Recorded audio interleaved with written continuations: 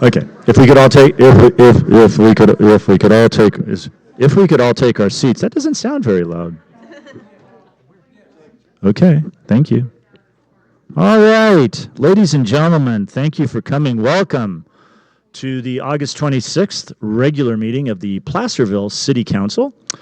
If you would all rise and join me in the Pledge of Allegiance.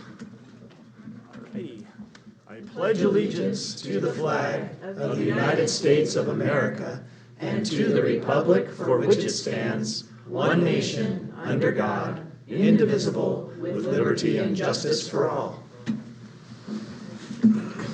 Okay. All righty, would you like to call the roll, please? Councilmember Carter? Here. Mayor Clarici? Here. Vice Mayor Gottberg? Here. Councilmember No? Here. Councilmember Yarbrough? Here. All right, thank you very much. All right, we have some ceremonial matters. The first one is a proclamation of the City Council declaring September 2025 as Prostate Cancer Awareness Month. Yeah, let me get the one I've got here. I think this, nope, that's not the right one. Here we go. All righty. The proclamation of the City Council of the City of Placerville declaring September 25th as Prostate Cancer Awareness Month. Prostate cancer is the most frequently diagnosed cancer in men and the second leading cause of cancer deaths in men. 1 in 8 men have a lifetime probability of developing prostate cancer, and 1 in 8 women also have a lifetime probability of developing breast cancer. This year, approximately 313,780 men will be diagnosed with prostate cancer in the United States, and roughly 35,770 will die this year from the disease, which is 1 man every 15 minutes. African American men are at the highest risk for prostate cancer, with a rate of 1 in 6 men, and incidence almost 70% higher in black men than in white men. It is estimated 29,600 men in California will be diagnosed with prostate cancer this year, and it is estimated that 4,140 California men will die from this disease this year. Education regarding prostate cancer and early detection strategies is critical to saving lives and protecting our families. The 5-year survival rate approaches 100% when prostate cancer is diagnosed and treated early. Early-stage prostate cancer usually causes no symptoms. The American Cancer Society recommends that men have a conversation with their healthcare provider to make an informed decision about testing for prostate cancer. All men are at risk for prostate cancer, and the City of Placerville joins communities across the nation to increase the awareness of the importance of early detection of prostate cancer. Now, therefore, be it resolved, I, John Clarici, Mayor of the City of Placerville, do hereby proclaim the month of September 2025 as Prostate Cancer Awareness Month in the City of Placerville. So there is that. Is there somebody from the group here? Okay, fine. Hi there. Well, come on up and say something. Oh, yeah. You don't have to say anything, but you usually do. Well, I was here last year, and probably for 12 or 13 years before that. I don't know. Last year, I indicated I was retiring. Well, I did in December, but I haven't retired from this issue yet. So, anyhow, thank you very much for having me back again and doing another proclamation. Hopefully, there'll be a lot of people who will listen. It's been a tough road since COVID. Thanks to Regina, and always reminding me to get my horse together and do this. There's been a lot of really good developments, but we're back to the same old story. It doesn't work unless men get tested. And men who usually don't like to talk a whole lot, so it's part of my job in chairing a group that I've been doing for over 20 years in Cameron Park and Sacramento. To get guys to speak up, talk about what's going on, what have you. So, don't want to spend a whole lot of time at it. First issue is to get people past the big C word. So, that's a big one. And the second is have a good attitude. Third is learn about this sucker. And then fourth, do some research beyond just the normal things. Get more than a second opinion before you decide on treatment. And any treatment you look at, go to the bottom line and you'll find out there are side effects to all treatments. So either you have to decide as the man or the man in a couple or some type of relationship what you're going to do about it. So I'm like a 30-year survivor, so I just keep yakking about this thing, and hopefully people will pay attention. My biggest concern is the last 4 guys that have come into my group were diagnosed metastatic.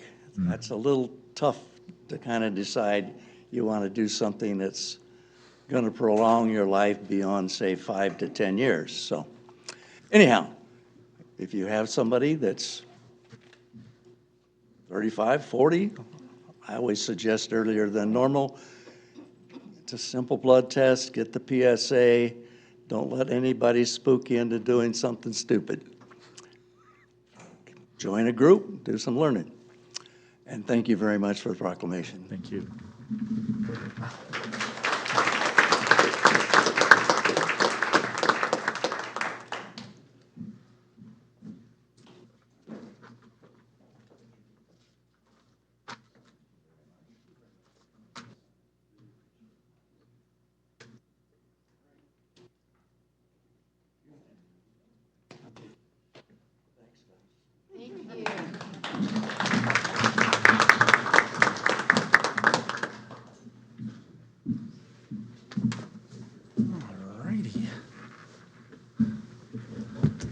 Alrighty. Next item, 3.2. Oh, I see. You gave me a piece of paper. I didn't look at it. Thanks. All right.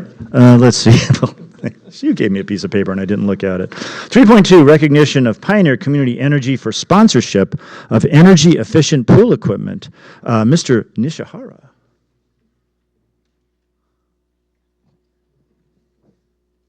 Wasn't prepared to say anything, so I apologize. But other than the fact that we could not have been able to repair a lot of our equipment and some of the things that we're able to provide during the summer without this sponsorship, we are kind of pending to the end of the season. Nice little plug. Our last day the pool will be open will be on Labor Day. It's very nice because of the weather that we've been having. So I invite all of you to participate in our final day on Labor Day. And thank you again to Community Pioneer Energy for your support and our services. Thank you very much. Thank you very much. Okay, and do we have Gina Stasi Vanacore here? Come on up.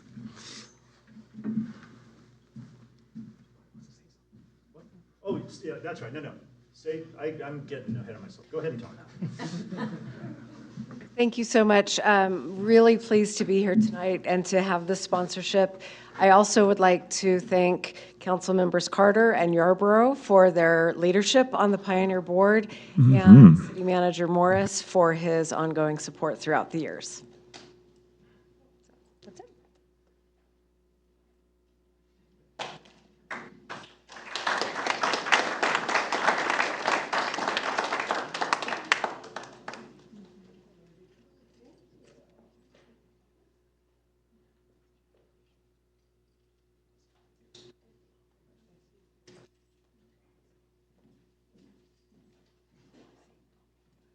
Thank you for that, Mayor. And for those of you in the public and those of you watching, they were able to provide specific financial support to repair the pump that was desperately needed in our 20-year facility. And that was a huge component so that not only could we be able to fix the pump, but we were able to replace it with energy-efficient equipment. So thank you again for that. We appreciate it. Well, yes, thank you very much. It's what makes this place great is the folks that help us out. And then finally, item 3.3, and this is very important. We are going to welcome Michael Frischi, our new Chief Plant Operator at the Water Reclamation Facility, and Ms. Savage will introduce this person. Sure. Thank you, Mayor. I'm really excited to introduce our new Water Reclamation Facility Chief Plant Operator, Michael Frischi. He comes to us with 30 years and a breadth of wastewater operations and engineering experience. He served as the general manager of the South Suburban Sanitation District in Klamath Falls, Oregon. He was director of operations of the Rancho Murrieta Community Services District, and most recently was the director of the water and sanitation for County of Ventura. He's a licensed professional engineer, holds a grade 5 wastewater treatment operator certificate, and he's also an artist. We can already tell after 1 week that he's going to be a really great asset to the city. His management and mentoring skills are going to help the water reclamation facility build a strong team of operators, and he will be very instrumental in helping us through some of the succession planning efforts that will need to take place in the next couple of years. Very happy to have him, and Michael, if you'd like to come up and say anything, you're welcome.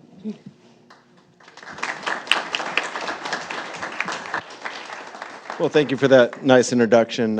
It's my pleasure to be working for the city of Placerville. I was born and raised here. I started my life in Reservoir Street, and I've traveled to many more places since then. But it's nice to come back and to your hometown and be part of the city management structure. And I hope to do a lot while I'm at the wastewater facility, including the succession plan.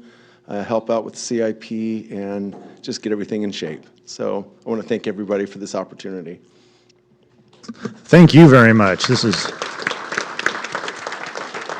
All right, this is very important. Thank you. The big shoes there. All right. Does anybody wish to make public comment on our 3 ceremonial matters? All right. Sure. You got 3 minutes. Okay, thank you so very much. Prostate cancer awareness. And near and dear to my heart, has been in our family, and I appreciate all the comments. And yes, detection, early detection is the key, and following through with treatment. So thank you for that. And I wanted to also welcome Michael Fritchie. He is in our gallery, Placerville Art Gallery. He is a phenomenal artist, and in the 10 years that we have had our gallery, we've had many painters, but he by far is the most successful and most prolific painter. So I invite you to come and see his paintings. And I'm so glad that he has taken this position as plant operator. I'm sure he'll do very well by you. Thank you. Well, thank you very much, Ruth. Is there anyone else that wishes to comment? All righty, we'll bring that back up here then. The closed session report, I will take this item up. I am happy to announce that in closed session, the City Council elected to make Natalie Tornin-Casa our interim Director of Finance, because our Director of Finance is being kicked upstairs in a couple of months. So Natalie will be getting that job, and she's out there. She's smiling. She's always smiling. If you'd like to come up, Natalie, and say something, you can. Or just wave. Yeah, all right. She's not. Smart move. Anyway. Okay, well, we're very lucky. This is. Okay, go. I'm looking back there, and I see you and your sister, and she's up there smiling and dancing, and you're smiling, and I just like... They look alike, by the way, just... Yeah. Go ahead. Good afternoon, everyone. I am honored to accept this appointment as interim finance director, and I want to express my sincere gratitude and appreciation for the trust and confidence you have placed on me. First and foremost, I want to thank Dave Warren for his mentorship and guidance over the last 2 years. I also want to thank Candace Bernardi, our city treasurer, for her support and encouragement. I have been privileged to work with such a solid team, as well as amazing colleagues throughout the city the last 3 years. I promise to bring my passion and dedication to this role. I look forward to making a real positive impact on the city of Placerville, the city I live in, and the city I've called home for the last 9 years. Thank you again, and I'm truly humbled and ready to serve. Thank you. Well, thank you, Natalie. Does anybody wish to comment on our closed session item? That's a good start, Natalie. All right. Well, okay. So we'll bring it back up here. For the adoption of the agenda, I would like to suggest to the council that we pull item 12.2 for consideration at a later meeting. And let me give you my reasons why. Yeah, even though it's kind of a two-part issue here, we have the part of the lease, which is important. But then we also have the fact that we are talking in part about Old City Hall.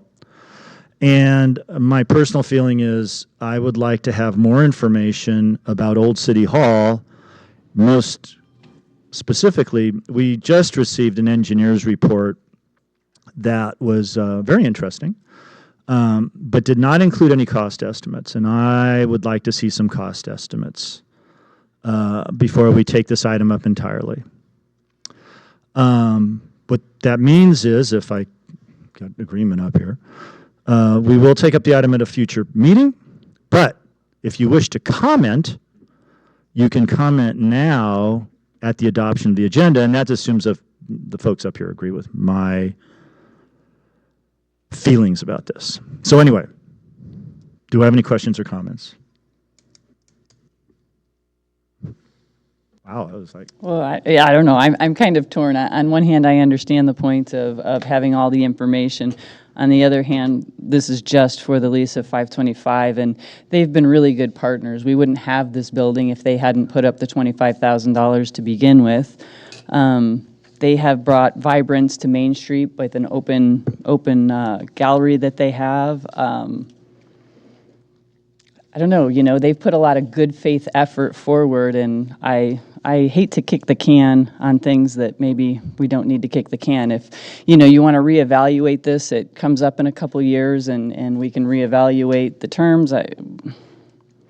I'll be flexible, but I think there's a lot to consider. I would agree with that. They will not be evicted. They are currently under a month-to-month tenancy for all intents and purposes. So that would continue. And it's not that I don't support the idea of it. It's just that, like I said, I think it comes as a package, and I would like to see the whole package discussed. Anyway, are there any other questions or comments? Yeah, actually, I kind of agree. I was looking for some of those numbers too from the engineering report, because I think that's definitely going to affect how long they're going to be in the building, where we're going from there, and having those numbers is going to kind of, at least my personal feeling, help us make a better decision about this, other than just go, leave it month to month. I'd rather get a solid plan together. So right. I would like to move this off tonight's agenda also. I guess I don't have I feel like I was ready to discuss the lease myself tonight, but I don't have a strong issue with deferring it. I guess as long as we let the public that came here to speak on this item have the opportunity to give us their comments. I think if they're on month to month now and that allows them to continue to be there until we bring it back, then if some of my council members feel like they need more information to discuss it, I don't have a concern with that. Yeah, I would tend to agree. I was also ready, to have the conversation tonight, but I was concerned with the missing information. Just kind of felt like a little bit of putting the cart before the horse. So although I am ready to talk about it tonight, I'm okay if you guys decide to delay it to a future date.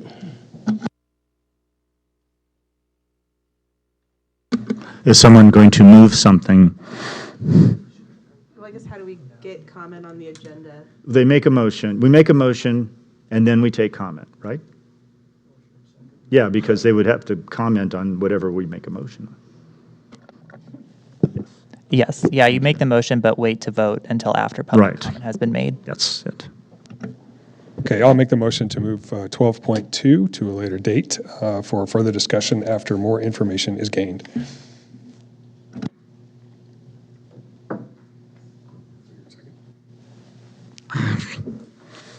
I'll second that. Let's call a roll. What? Oh, I'm sorry, public comment. I just did what I wasn't going to do. If you would like to comment on our action, please do. Or you can just comment, whatever you were planning to comment. You don't need to raise your hand, just come up to the podium, say your name, and blah, blah, blah. Hello, I'm Robin Center. I've lived in the Lotus Valley for about 45 years and been involved with a lot of tourist-related businesses in that area. And I'm an artist myself and have been in the Placerville Main Street Cooperative Gallery for a number of years, although not recently. My sister-in-law and I wrote a book, and we were able to do a book reading at the Switchboard Gallery this spring. And I felt like the people who come through the Lotus Valley, 100,000 people at least a season, to be on the river, we funnel them in our business, Camp Lotus, to town, to partially because we think Placerville has a rich variety of practical stores like the hardware store and, you know, wonderful food places and the gallery, a number of galleries, but particularly the Arts Council provides a variety of types of cultural experiences that wouldn't have a home to be in otherwise. So if you push this back, the decision to a later date for more information, and I understand that if the building isn't, you know, has flaws to it or whatever, I hope that you make sure that before you remove or don't continue the lease, you have another building in mind to offer for this to exist, because I think it's added a wonderful place for locals and tourists to engage with. Thank you. Thank you very much.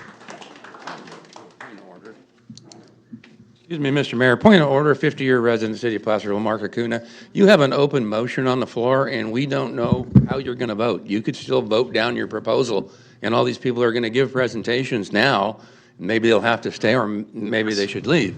It seems to me that you should have considered the motion, because we don't know how you're going to vote. Thank you. Okay, thank you. Hi. Hold on. Can I just add, so just a point of clarification. Under the Brown Act open meeting laws, public comment has to be taken before the board takes action on an item. So that is why the council is proceeding in this manner. I have public comment. I'm Laura Gallart, Poet Laureate, El Dorado County Emeritus, and I'm here just to say how important the arts are in our community, in any community. To me, the arts are sacred.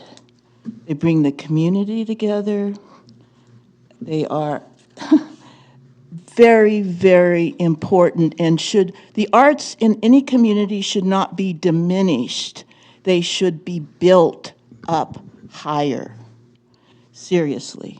I just came back from my job at Mule Creek State Prison as an arts teacher in the Arts in Corrections program.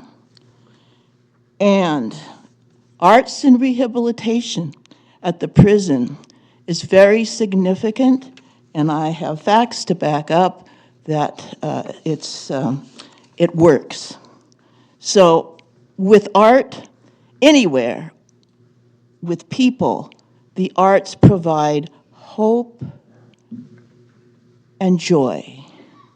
So if you are, any of you, artists up there, where you sit, maybe you are not artists in any manner, maybe you never played an instrument or sang a song or enjoyed a piece of music, at least you remember when you finger painted in grade school, what joy that brought to you. So it doesn't matter. The arts bring us together and not apart, and that's what I want in our community. I'm really heavy into the arts. Thank you. Thank you very much.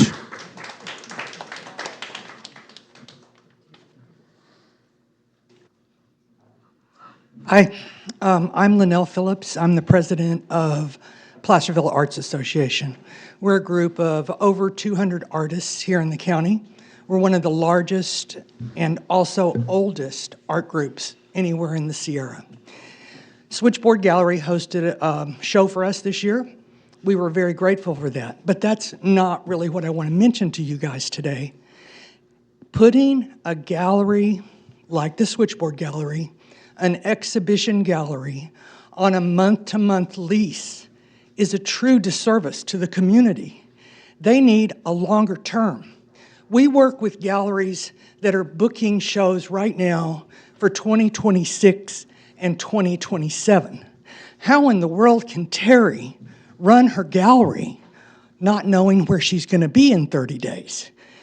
Really bring this item forward, vote on it today, and approve this lease, please. Thank you. Good evening, Placerville City Council, Wendy Thomas, City of Placerville. The item before you, whether you're going to hear it tonight or not, is really very simple.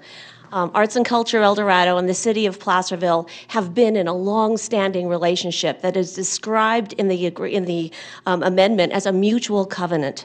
And it's really very simple. The agreement before you tonight is to whether to extend the lease to 2028. We all know how quickly time flies, and 2028 is around the corner. It's not Arts and Culture that needs more time. It's the City of Placerville that needs more time to complete their responsibilities as outlined in the current agreement. I say you hear the item tonight. There's plenty of off-ramps in the agreement later on. For example, the agreement states that within a year of establishing the fundraising goal, then the city and Arts and Culture El Dorado will negotiate and enter into a long-term agreement. There's plenty of off-ramps if you decide this isn't good for either party. But hear the item tonight and let it go forward. Thank you. Okay. Can we just hold on for a sec? Just you come on up, but hold on.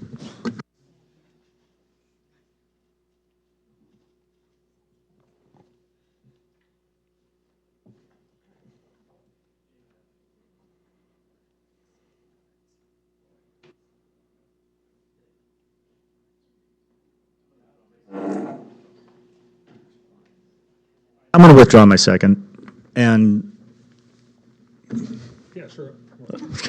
Yeah, I mean, if you guys want to hear it tonight, that's fine. I was just trying to get a little more information. I so was we can too, Make it a and little better, but, apparently, yeah, anyway, yeah, I can withdraw my motion. Yeah. Good? We good? Okay, so just to clarify. Yes. So we still are on item 5, but as of now, the motion to pull item 12.2 has been withdrawn. So at this point, there will still be an opportunity for public comment later in the meeting on this item. Yes. So what the council is now on item 5, which would be approving or adopting the agenda as it currently is with all of the items. So if that is what the council wants to do, my recommendation would be taking public comment only on adopting the agenda and then making a motion to adopt the agenda. Okay. So public comment first? Or motion? Move the agenda. Or I somebody. will move that we adopt the agenda as is. Okay. I'll second. All right, we have a motion and a second to adopt the agenda as it is. You want to comment on that?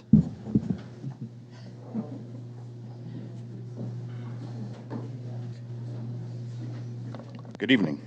Okay, so past practice was when an item was pulled off the agenda to a future meeting, that, fine, but you would still take public comment at its regularly scheduled place on the agenda.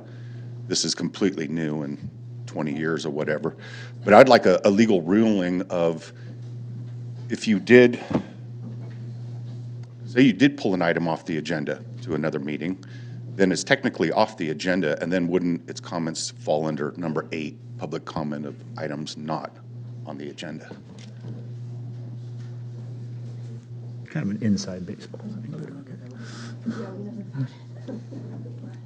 okay. I just have a question for clarification. So you've taken back your second. Yes. And now we're back to adopting the agenda, which means the item will be heard, Yes. and everyone will have their opportunity to speak after, when it comes up after the fire gates. It's item Yes. 12.2. Correct. Right? So everyone has their chance. Yes, correct. I liked it when you were going to delay it, but okay, it's your decision. I was feeling pressure. So here's my concern. This item, it says lease of 525, but embedded in it is actually the 3 buildings. And has not been posted publicly.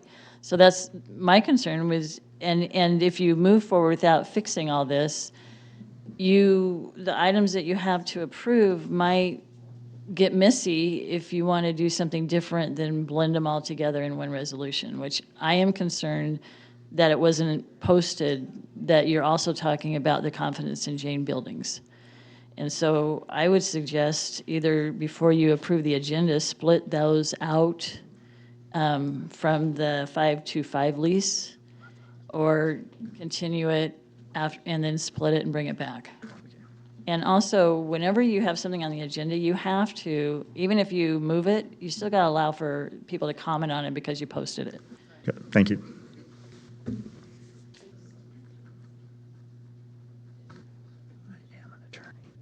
I'm going to speak after all. I'm Tom Cumpston.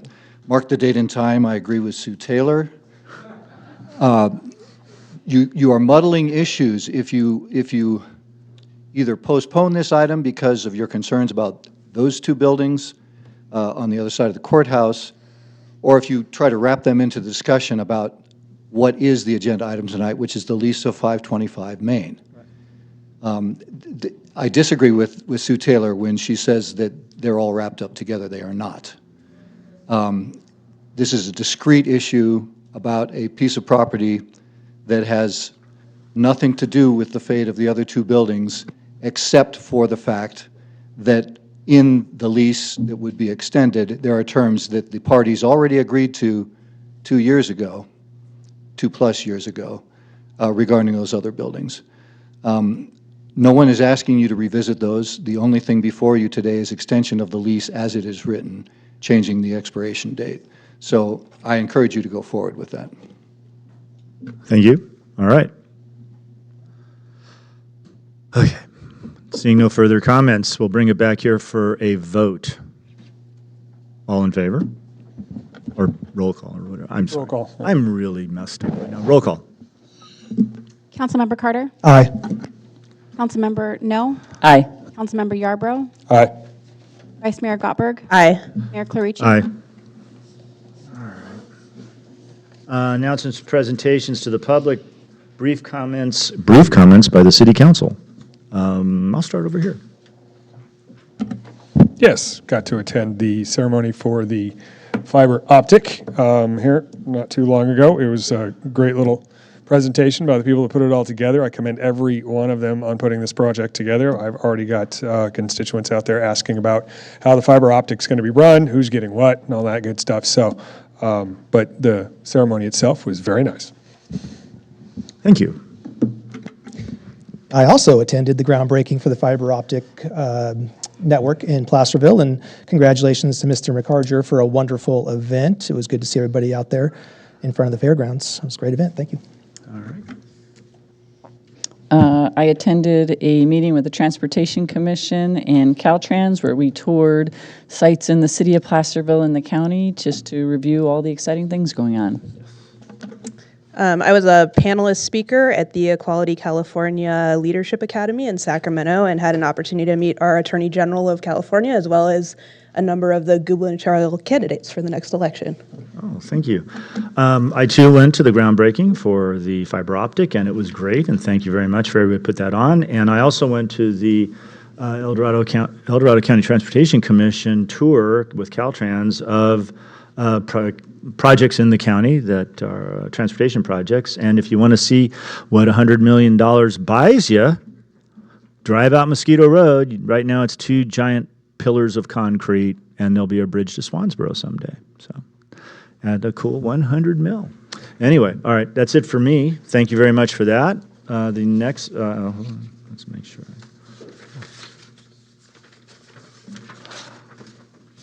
All righty. Go to the consent calendar. Okay, hold on. Does anybody want to comment on the things that we commented on? No. Okay, thank you very much. Consent calendar. All matters listed under the consent calendar are considered routine and will be enacted by one motion by roll call vote unless any member of the council wishes to remove an item for discussion. The reading of the full text of all resolutions will be waived unless a council member requests otherwise. So does anybody request an item to be pulled from our consent calendar this evening? No. Would anybody like to comment on our consent calendar? Come on.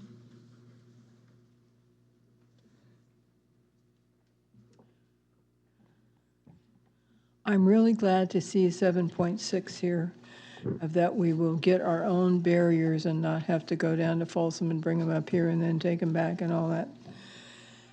So, and I think that's a very good step forward for Placerville. Thank you, Sue.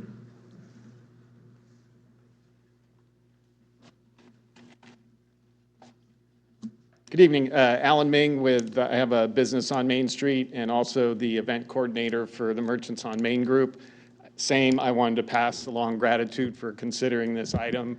I know from a logistics standpoint, this will make things much more efficient and then hopefully can help mitigate some of the costs related to the street closure events. So appreciate your support on this particular item. Thank you. Thank you, Alan. Yes, to reiterate, thank you very, very much for getting the 16 meridians and the trailer. That's great, and thank you, Mr. Nishihara. I know that you had a big part in that, and it will really help those of us who put events on. We'll have our own meridians and won't have to haul them up from Folsom, because I know that's very expensive to do. I did have one question about the funding. I had heard that part of it came from the cannabis money, but when I looked at what the funding was, that really wasn't called out. And I wondered if that had been rolled in to some other funding. So that was just a question, because I had heard that. Mm-hmm. Thank you. Thank you, Ruth. I'd like to thank Director Nick Stone for some barricades.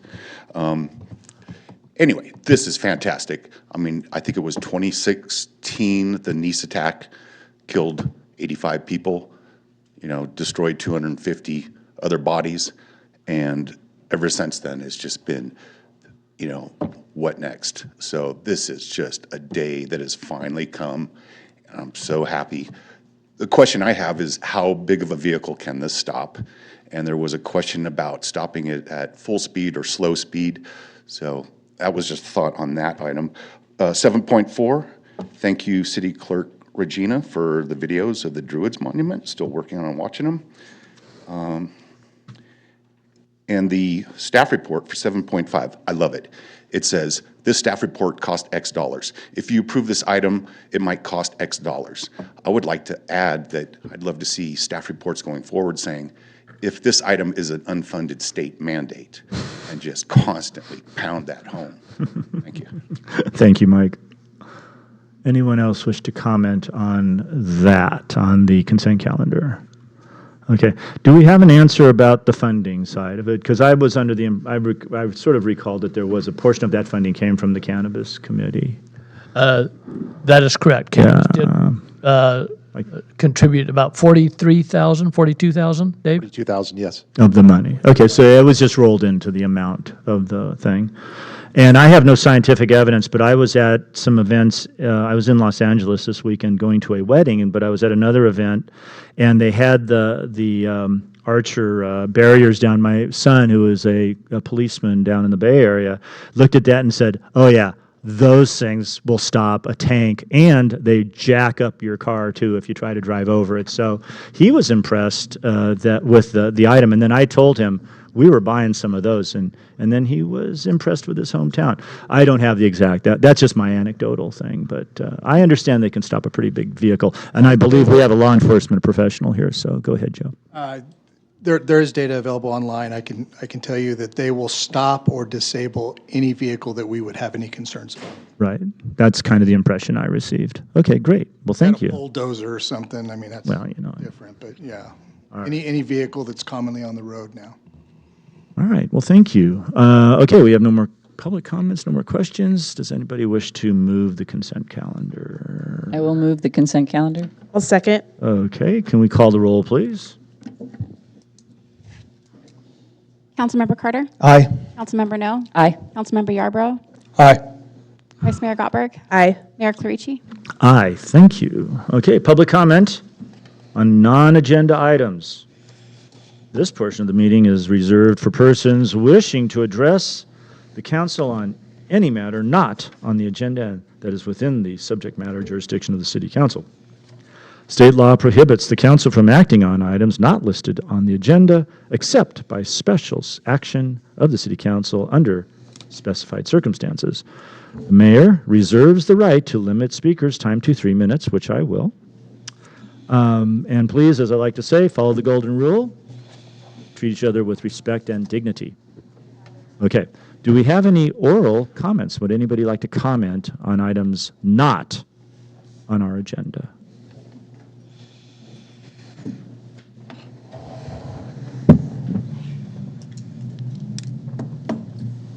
Can't resist a chance. I do want to express gratitude for the Growlersburg crew that cleaned up the bike trail between where the Deputy Ishmael monument is and Fulmer's. I call it the jail trail. Was that a city project? Because Resource Conservation District denied that it was theirs. And if it was, if I could get some numbers on hours that the man-hours that the Growlersburg crew put in, that would help us. I'll have to verify, but I can check with you after the meeting and give you all the details. That'd be great, thank you. And then also the second Wednesday, the Marine Corps League, second Wednesday in September, the Marine Corps League will be having an event at the Veterans Memorial Building. It's basically honoring Staff Sergeant Sky Moat, and there'll be refreshments at 6 p.m., second Wednesday in September, Veterans Memorial Building. Thank you. Well, thank you very much. I had the honor of attending one of those meetings for Sky Moat a few years ago now, so very good, very well done, very respectful. All right, anyone else wish to comment? Thank you very much. Do we have any written communications? No, Mr. Mayor. Okay, thank you. Items pulled from the consent calendar, we had none. We have no ordinances and we have no public hearings. So item 12.1, assessment of fire gates in Placerville and challenges associated with their removal. Ms. Kendrick, please. Good evening, Mayor and City Council. Carol Kendrick, Development Services Director, presenting today's item on fire gates in Placerville, prompted by resident Sue Rodman on May 27th and the June 10th, 2025 City Council meetings. This item does align with our strategic plan's wildfire protection goals, given our community's high hazard zones. In working with Fire Chief Cordero, staff compiled a preliminary inventory of fire gates. Streets like Etsy Way and Escaton Way and Blair's Lane have gates mandated by past subdivision approvals, such as our project number TSM 90-03 to ensure fire access while limiting traffic. However, these gates may block resident evacuations, a concern echoed in state regulations. Per the California Code of Regulations, Title 14, Section 1267.01 does require secondary egress routes navigable by a 6,000-pound vehicle without locked gates, a standard some local subdivisions fail to meet. CAL FIRE's 2023 subdivision survey, like those for Coloma, Blair's, and Barrett, highlight the issue. Coloma with 30 units lacks a secondary route. Blair's with 92 units has a route, but a locked gate to the adjacent community. And Barrett with 35 units also lacks egress. These gaps increase fire risks as seen in the Coloma and Blair's maps, which show limited access points. Removing gates faces challenge, including regulatory amendments to tentative maps that require significant staff resources, public hearings with the Planning Commission and Council approval. It does involve public notifications and CEQA review. There are also some gates that are on private gates, and we would need property owner consent. In addition, removal could alter traffic or environmental conditions, potentially requiring further studies. Costs range from $5,000 to $20,000 per gate, plus legal fees with no current budget allocation. Staff have provided options and are seeking direction from the City Council. Thank you. I'm happy to answer any questions you may have. Well, thank you very much. Are there questions? I just have one clarifying question here. So I believe that the SD Way and the Bluebell Gate are the same gate. It's right there on Hillside Way, I believe. There's no other gate on SD that I could find. So I just wanted to clarify that that is just one gate that we're talking about on that item. Yes, I believe it is, Councilmember Carter. I'll have that removed. Are there any other questions or comments or thoughts? All right, we'll open this up for public comment. Mr. Mayor, I would just like to state for the record that the City Council did receive one item of written communication, an email that was sent to you, and a copy of which is on the back table, as well as posted on the city's website. Thank you. Thank you very much. All right, comment. Any comment on this item? Sue Rodman, and thank you for remembering that I brought this up a couple of meetings ago. The problem with fire gates is not even relevant if you don't have a fire. But when you have a fire and your house is on fire, how fast the firemen can get there is critical to whether they can save your house or not, or whether you can stand back and take pictures and watch it burn. So if you are a fireman and you are running one of our engines up there to help somebody and you run into a locked gate, you either have to stop or knock the gate down, and you really don't want to try to knock a gate down with your engine. So then you are stopped while you figure out how to get this gate open. And those gates, some of them have been there for quite a while, and the locks and padlocks are old and decrepit and not easily accessed. And who knows who has a key. And so with those gates in place, anything that is on the other side of that gate that the fire engine needs to get to is in danger. And so removing those gates should be a priority for the city, especially since we're noticing we've got a lot of wildfires. We're in fire season now, and they are burning, and we have homes at risk, and we have a city at risk. And those fire gates are a barrier that it is possible to remove. And if we don't remove them, we could be liable for someone's house or property or life in the event of a fire. So I would urge us to go ahead with this. Yes, it's not going to be cheap. It wasn't cheap to put them in there in the first place. And so, but they need to come out. They just need to go away. Thank you. Thank you, Sue.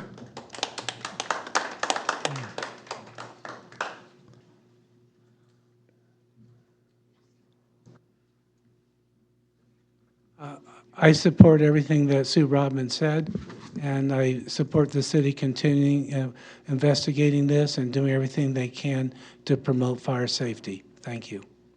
Thank you.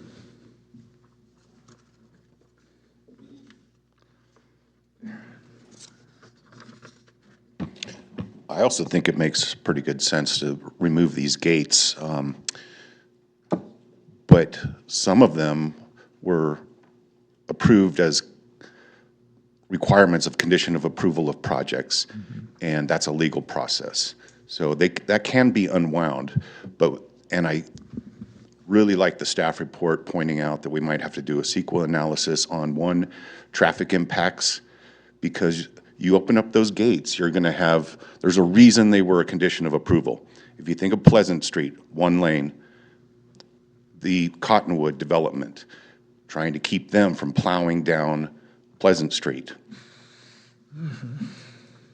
And with Waze now, once it's determined that those are open game, these new roads with the gates removed, you're going to need to study this. And I thought if you actually unlocked them and opened them now and waited for Apple Hill, and you could get a study in place in time, you could actually watch the traffic shifting and how it's moving onto these city streets. Do that study this fall. Other than that, I think the cheapest option is to, one, go unlock them quietly right now, keep them closed, and quietly tell the neighborhood their condition, they're unlocked. If there's an emergency, prop it open and get out.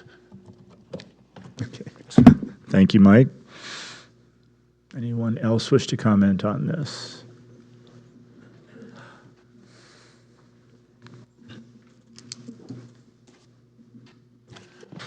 Good evening, Mayor and City Council. Mark Acuna, a longtime city resident, and also at one time a planning commissioner when most of these projects were approved and these gates were eventually installed. On behalf of the planners in the community, I would say that the Planning Commission never recommended a fire gate on any of these projects. The philosophy of planning is you can put the communities together at all possible. It's a small town. And so it went forward to the City Council, and of course there were tremendous concerns from all these surrounding neighborhoods of these various gates. And through the voice of the citizens, as it should be, they felt that the best thing to do to protect the existing neighborhoods was to put these fire gates in.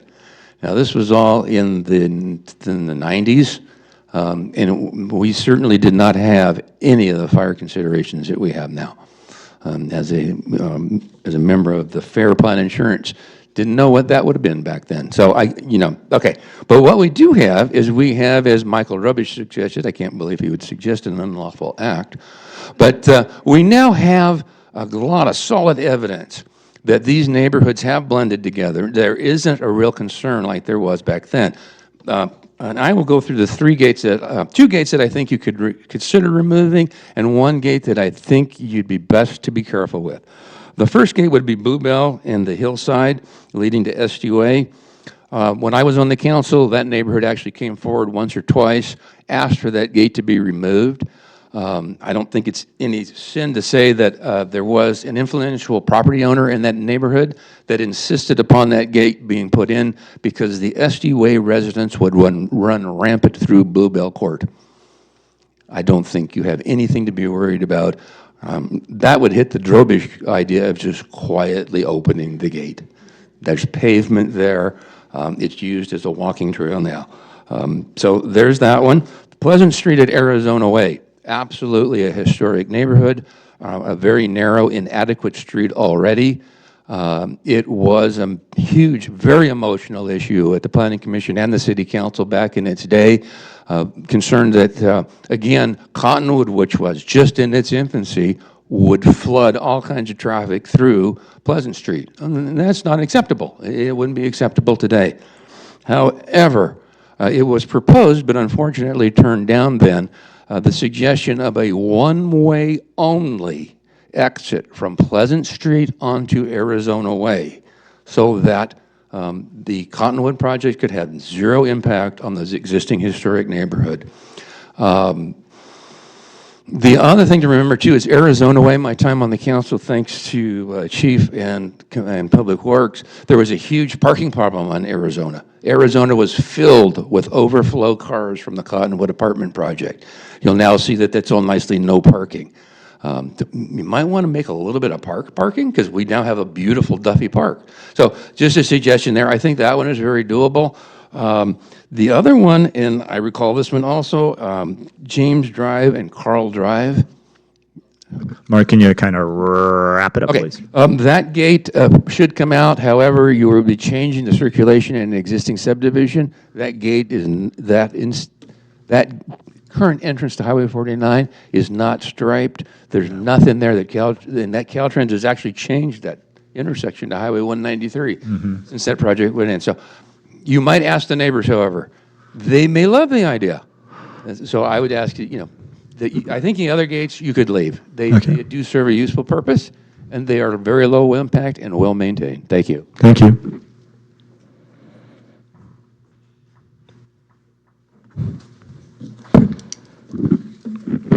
Good evening, council members. Marion Washburn, Placerville resident. I think Mark said just about everything that I came to say, only he probably said it much better, and it's clear that he's got a more superior memory recalling this situation. I intended to kind of give a little background as to how these gates came about, since I was, as they say, in the room where it happened. There was the pressure that Mark noted from existing residents who were highly anxious about if a new subdivision went into their area. And I think the decision-making bodies felt the obligation to be sensitive, listen to people's worries, and that their main worry was that there would be excessive traffic generated by new subdivisions that they'd not experienced before. So the way to correct that would be those gates. Over the years, I have noticed that I don't think that traffic would have ever developed. Those areas are still sparsely populated. So I think that reality has not played out, and there are different residents. And as was mentioned, the fire situation has certainly come into focus in the intervening years, that we now understand what a fire can do in a neighborhood. So I think what was done years ago, it would be judged entirely unacceptable in today's climate. And I would assume that the technical people would agree to that premise. So I would hope that whatever the expenditure is, that it can be made to remove those gates, because I see it as a true life-saving alternative. And I have to say, I have a little regret that they were passed in the first place. So I suppose my little talk amounts to a mea culpa, but times change and perspectives changed, and I think many of ours has done that. Thank you, Marion.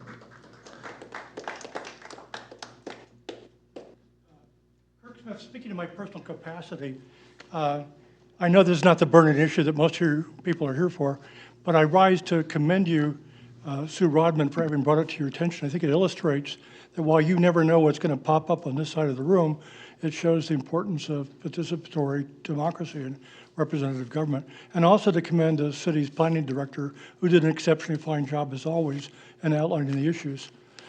It's an important subject. Thank you. Thank you, Kirk.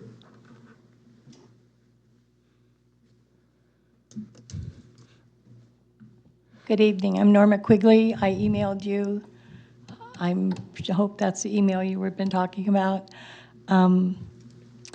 We bought our property on Bluebell 45 years ago, and the first probably 6 years that we lived there, we built our house there. We had 3 fires on the hillside between the city park and our property.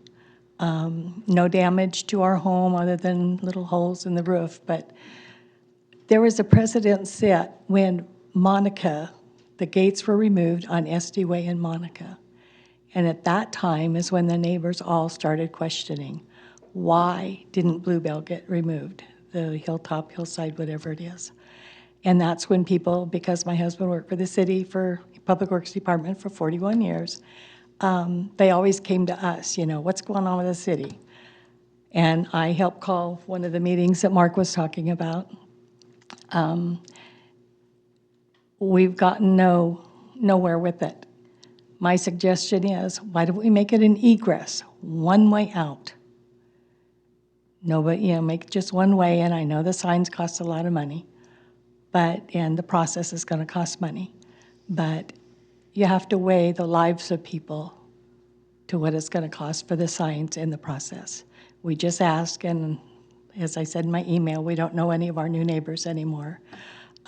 They're all new. For Bill and I, we would like to see those gates removed, that gate removed. Thank you so much. Thank you, Norma. Anyone else? What's that? I know. Well, they're good things. It's okay. All right. Does anyone else wish to comment on this item? All right, then we will bring it back up here. Any comments, questions, concerns, thoughts? I just want to thank everyone with the institutional knowledge for coming up and sharing that. That's, I think, helpful for all of us. Yeah. I actually remember the one-lane Pleasant discussion. I remember when that came up, and yeah, it was hard. It was a challenge, that's for sure. Okay. Good. I can start us off, sure. So I'll just go through the gates by my opinion of the level of concern. Go right ahead. So my first one is Pleasant Street. So the existing gate by the park has failed. I'm not even sure you could open it if you had to. The ends of the fence are resting on the ground. It would definitely take more than one person to pick that thing up and move it. So even if we decide to keep it, that needs to be repaired or replaced. So I would put that one as our most, in my opinion, our most pressing matter. The second one would be the Bluebell Esty gate. So that's just it's an iron gate. It's not a true fire gate. And if you have a decent vehicle, you could drive right around it. It's in bad condition. Looks terrible. Just it's locked with a chain and a padlock. I think we should, in my opinion, address that one second. And then the third one would be Quartz Mountain, which is interesting because it was open when I visited. And there are actually lots for sale behind the fire gate and then a dead end. And so obviously that one, if they sell those lots, we're going to have to take that fire gate out anyway for people to access those properties that they purchased behind the fire gate. The rest of them, I agree on the Carla and James Drive one. That would present a big issue. We would have to alter some traffic, put some markings and stuff, and that I would want that one to stay personally. And the rest I think are good. They serve their purpose and they're in good condition. But those three, for me, are the what we should be focusing on in that order. Personally, just my opinion. So, I doubt if Caltrans would let us remove the one on Jane anyway. They're probably not going to allow access and egress out of there and onto the road. So, okay. Anyway, Jenny? Yeah, I just, I want to have community input in discussing all these. I mean, I look at Quartz Mountain, and part of the reason the gate's there is because all the dumping that goes on. Yeah, And so, doesn't mean there aren't solutions, but need a lot of community input and buy-in, I think. Right. Yeah, I like option one of the staff report of prioritizing review and potential removal of fire gates, starting with the public streets, the ones that we own, and then seeing what we can do to work with private property owners where those gates are on private roads. Yeah, okay. No, I agree with that. I think that's the next step in all of this. I do have a question for our chief, though, Cordero. Would any of these gates present much of a problem if they had to be, if push came to shove and you had to push? As far as the Getting through them, yeah. The item that was brought forward on Pleasant Street, we'll look at that gate. Yeah. If that being functional. From a fire department perspective, we do not like gates. Yeah, Gates I understand. speed bumps because they inhibit not only our response, but the evacuation. Okay. So we have keys to access and unlock all of them. Okay, all right. Well, very good. Thank you very much. Yeah, the only one I have concerns about is the one on Pleasant Street, and that's the only one because it is that one-lane road, or it's not one lane, but it's pretty narrow through there. It dumps onto Bedford, which is not like a super freeway. If any traffic started to come over the hill from Cottonwood and that part of the world, that could get problematic really fast. And I'm not sure about making it a one-way road. I think that's the one gate, and maybe we need to look into the technology if there's gates that you folks, that are a little less problematic. What I was kind of getting at is if you had to push your, now granted these things aren't cheap anymore, $800,000 fire truck through, $1 million, very expensive fire truck. My guess is you could probably get through most of these gates if you had to, if there was an absolute emergency. I would agree with that comment. Yeah, okay. No, we don't want to do that because as we just pointed out, they're really expensive. Okay, so any more? Any thoughts, questions, comments, concerns?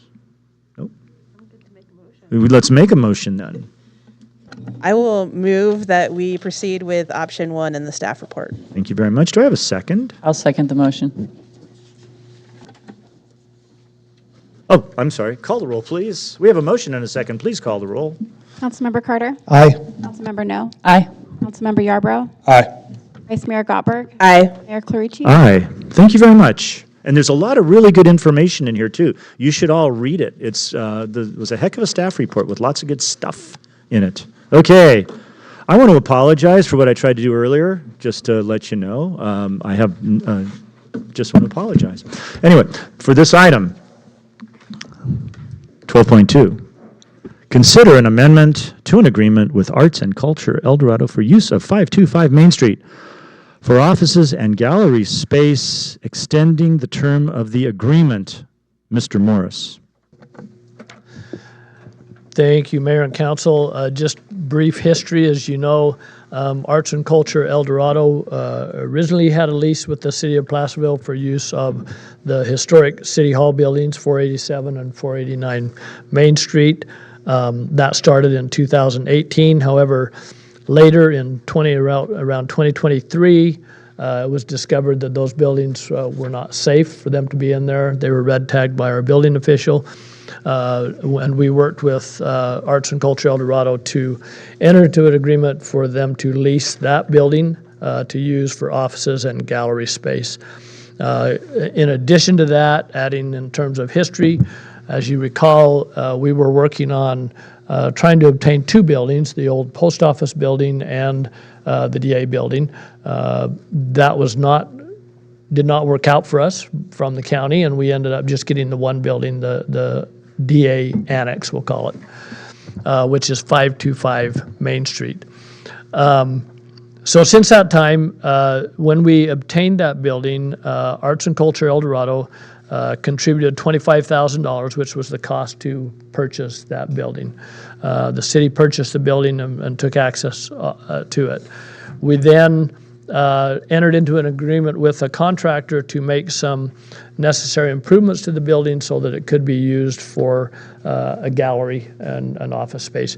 Those costs came to $21,496 for that purpose. As a correction, or not a correction, but in addition to my staff report, the city also placed a new roof on the building, as it did have pretty severe leaking problems, for a cost of $42,155. So those are the costs that were put into the building. In the agreement, as far as the term of the agreement, I wanted to read this. The term of this lease shall run from the lease commencement. This is from the original agreement signed in 2023, and this is on page 2. The term of this lease shall run from the lease commencement date and end the last day of the month in which the first anniversary of the investigation completion date occurs, but in no event later than December 31st, 2024, noting that date has passed. The investigation completion date also has not been completed. We did receive a report last month, which we are currently reviewing and determining what we are going to do with that. There's some questions we have with that, and we need some more information. I want to go on and read.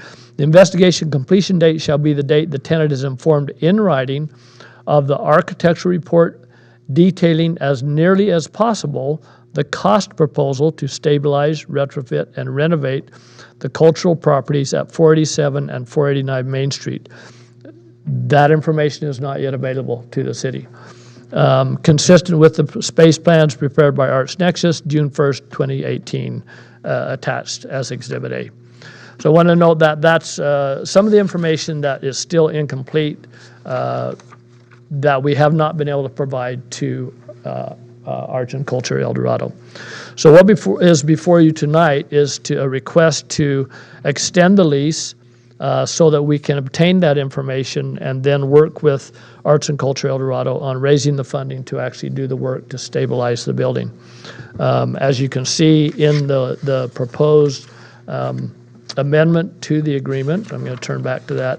The proposal is to extend it until through December 31st, 2028, which is essentially 3 years from the original expiration date of December 31st, 2024.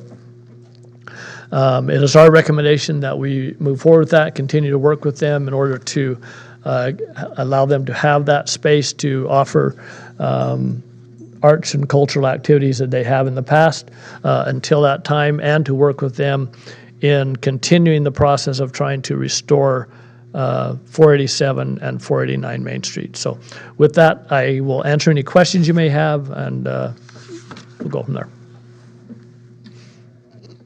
Do we have any questions for the staff report? I see no questions. Do we have any comments?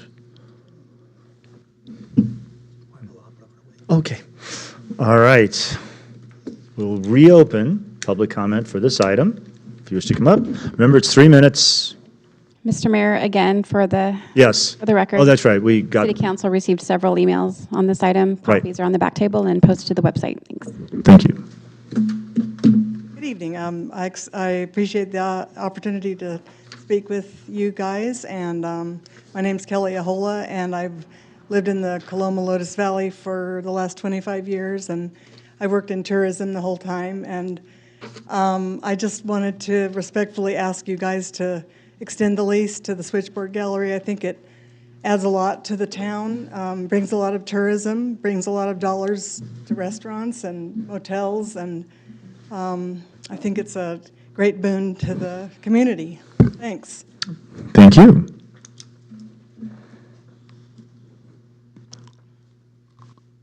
Hi, I'm Melinda Velasco. I'm with Sugar Skull Art Walk, and Arts and Culture has been our fiscal sponsor for a couple of years, and I've been an incubator. The group has been an incubator. I'm representing the Sugar Skull Art Walk, so we have been an incubator project with Arts and Culture for 3 years now. So we would love to have a little security, a little, stability with this lease. Yeah, that's Arts and Culture does a lot of good work in the community for a lot of different people and with a lot of different projects. It's a treasure. So that's what I got to say. Thank you.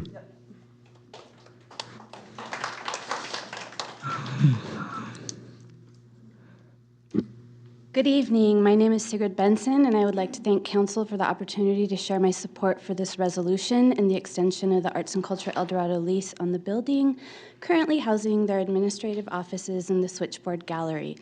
As a resident of El Dorado County, an avid patron of Main Street, and an active member of the regional arts community, both personally and professionally, I am here to speak to the deep appreciation my community and I have for the work of arts and culture in general, the vital importance of the Arts Incubator program specifically, and the crucial role that the Switchboard Gallery plays in the cultural life of the region.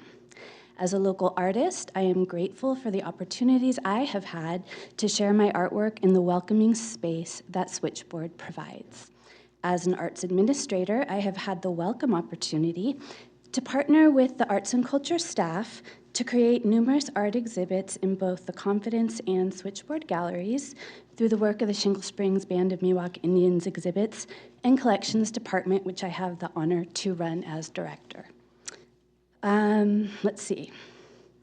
These art shows provide much needed positive visibility for regional Native artists from tribes across these homelands, as well as much needed education for residents and visitors through exposure to contemporary tribal cultural arts and the tribal cultural landscape of this region. As founding director of the Incubator Project Concept Art and Movement, I cannot overstate the importance of this program that provides vital support for community-based grassroots efforts, to nurture the creative communities in the region.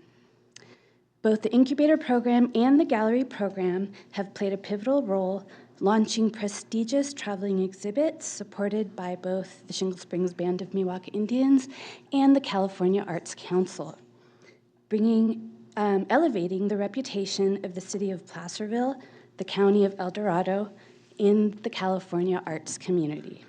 In all my various roles, I have valued the opportunity to work with Arts and Culture El Dorado and look forward to continuing to visit and work in the welcoming space that the Switchboard Gallery provides to all our communities. Thank you. Thank you very much.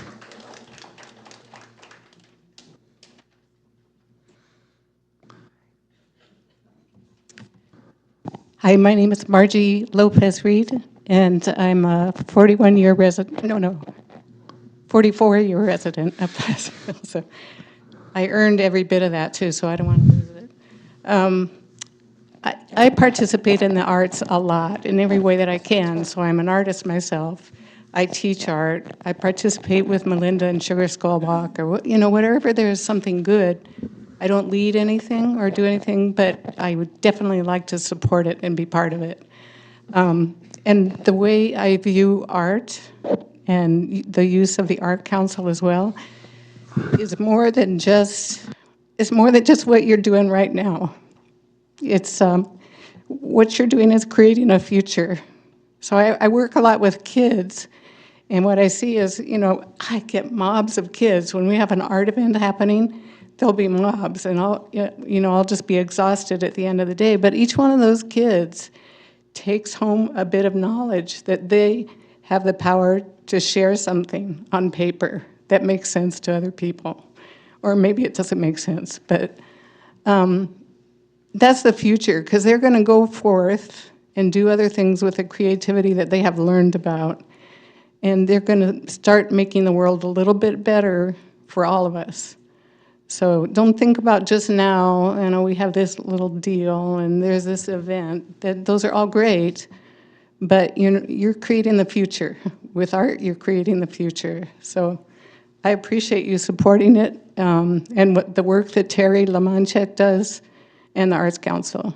So don't let it drop. That's it. Thank you. Thank you very much.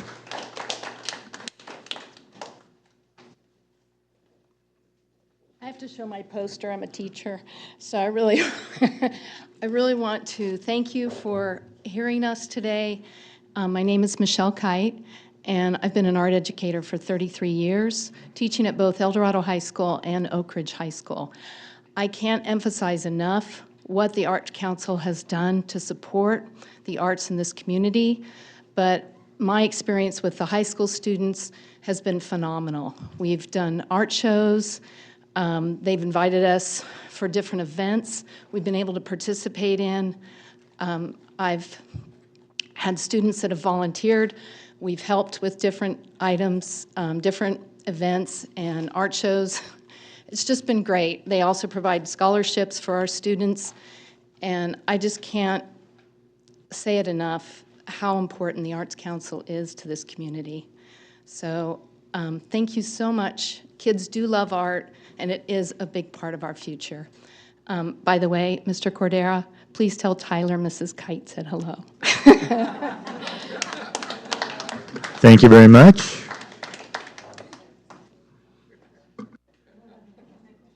Good evening, Mayor Clarici and council members. My name is Laura Malone, and I'm a 12-year resident, very grateful to live in this beautiful, diverse community. And I just wanted to share 2 points with you about the power of an art gallery that is so eclectic and open-minded as a switchboard gallery. 2 years ago, I had the good fortune to work on a large fundraiser.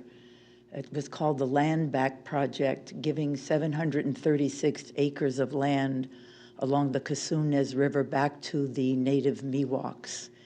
And Switchboard Gallery opened their hearts and their gallery to us. I was involved with collecting art from over 120 artists around not only the United States, but Canada and Europe to support this important event. Switchboard gave us a jump on the event, which was on October of 2022. A week before the event actually happened, they allowed us to use the gallery, and they helped us kick off a very complicated and rather new online auction. The end result was over $26,000 was raised for this cause in one evening, kicked off by the generosity of the Switchboard Gallery. So we have them to thank for that. Hopefully we're going to have you to thank for extending this lease. And I wanted to give you a case in point. I'm sure everyone under here in this room has been touched and moved and maybe had their heart or mind changed by a piece of art. But a few years ago, the gentleman that does the projections for the Olympics when it's not an Olympic year, he has a lot of off time. He got very involved in extinction and figured out that education was the way to change minds about animals that were being destroyed so people could eat strange things like shark fin soup. He took his artistic creative team. They did the most beautiful artwork. It's all available on a film called Racing Extinction. And he projected in the major cities in China these gorgeous sharks in their natural habitat. He projected them on buildings using the same equipment on the top of his car that was used to project Olympic results. A year later, 72% reduction was reported in the use and sale and ordering of shark fin soup. So art changes minds. Please consider extending that lease. Thank you. Thank you.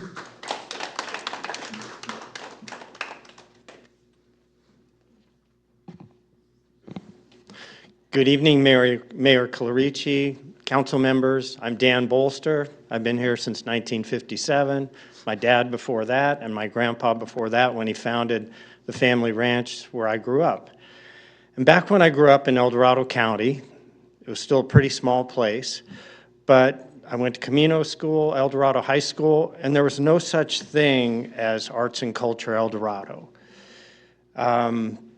So I'm really appreciative of the efforts of Terry Lamonchek and her vision to offer all the programs that she offers today to people, residents, and visitors of all ages to El Dorado County, because the programs that she's offering there, that Arts and Culture offer, the recent exhibits like rock climbing and whitewater rafting, and the one that's coming out this Friday, celebrating EID's upcoming centennial, those spark the imagination. And as a kid, that would have opened my eyes to there's a wider world than just the other side of El Dorado, Diamond Springs, et cetera, et cetera. And so that's, I think, what the previous speaker was talking about, is the power of art to inspire. And so with that, I really encourage you to I support staff's recommendation to adopt the resolution, amend the existing agreement, and extend the term of that agreement. Thank you for your time this evening. Thank you, Dan.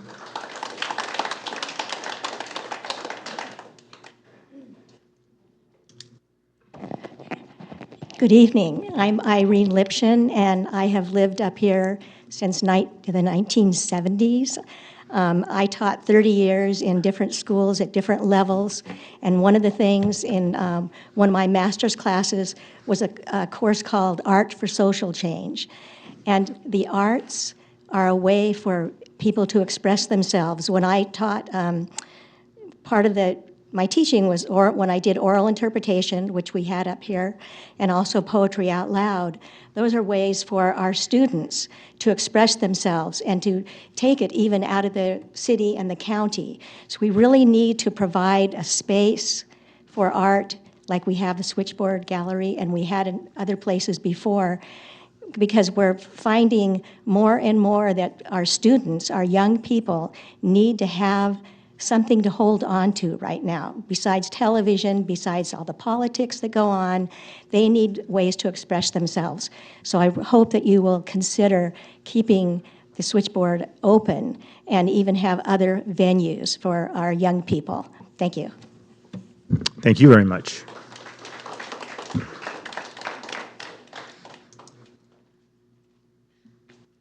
Hello, my name is Terry Allen. I've lived in the county for over 40 years. The Switchboard Gallery is new to me. I've gone to many exhibits there. It's been well attended.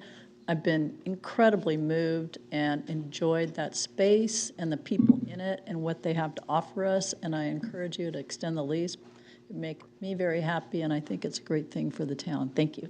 Thank you.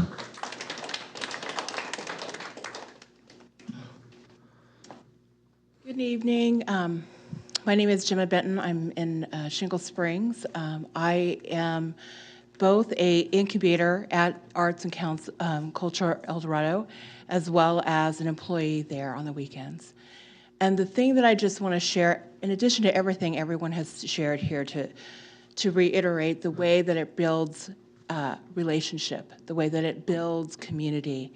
When people come from the Bay Area and they see our community's work, our community engaging with each other, it speaks to them in ways that it reminds them of those small town values of cooperation, of cooperativeness, of collaboration and community.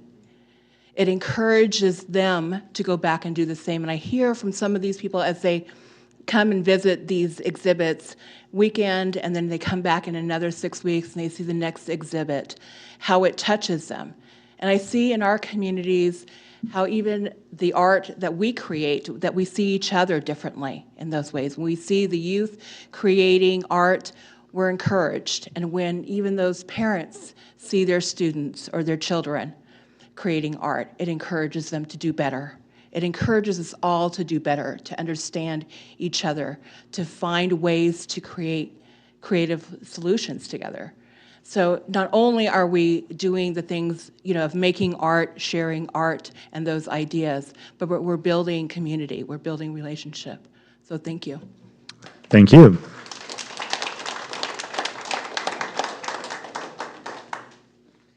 Hello, my name is Gavin Sellers Norman. I am an arts educator, performer, and an artist in this area.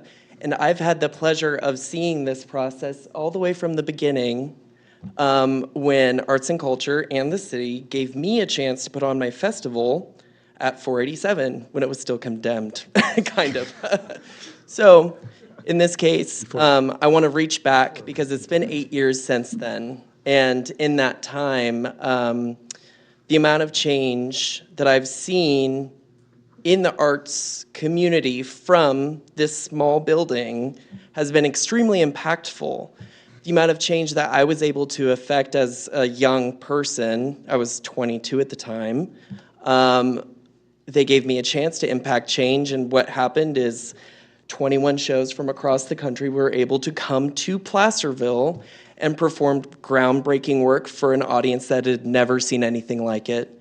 So in that case, we have a space to change culture. We have a space to impact economic growth. A lot of those people who went and saw shows, a lot of the people who come to the art gallery, they gather, and then they go eat in restaurants on Main Street. This is a place for change to happen, and this is also a place from my personal experience, but now for the youth of today, to take a chance, to make a change, and to expand Placerville's culture into something that it could breathe and be. So I think 3 years is not enough. We should really invest in our future. We should invest in our culture changing. And I think we need to give arts a chance in this community to really see the change that it can fully bring. Thank you. Thank you, Gavin.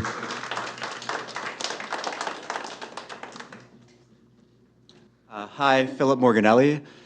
So I think the community, empathy, introspection, and extrospection that public art in general and the Arts Council in particular brings to us is invaluable to our sense of, or to our community identity and cohesion. I think that you as a council and us as a city should be endeavoring to enable rather than hamstring the arts. I speak from experience when I say that public art has the ability to protect and save lives equal to any number of Archer barriers, for instance. And I'll second Gavin by saying 3 years, it's a start, but I mean, I'd love for them to get a 99-year lease, but that's not on the agenda. Thank you. Thank you very much. Good evening. My name is Lexi Boger, local resident, and I'm going to take a little different tack, even though I am an artist and appreciate all that everyone has said. I'd like to speak to that fact that there might be an inclination to rent this space as a private sector market rate rental as a revenue stream for the city. I would consider the following. It can expose the city to significant financial risks and operational burdens. The city could become responsible for all aspects of property management, including liability, increased maintenance, responsibility and repair costs, competition and vacancy risks, administrative overhead, and loss of non-monetary benefits. By focusing on maximizing rental revenue, the city could miss out on the broader economic and social benefits that a community-oriented venue can provide. Leasing the venue to arts and culture for a nominal fee isn't a financial loss, it's a strategic investment, and that generates economic activity and broad community benefits, as we've seen here. Thank you. Thank you, Lexi.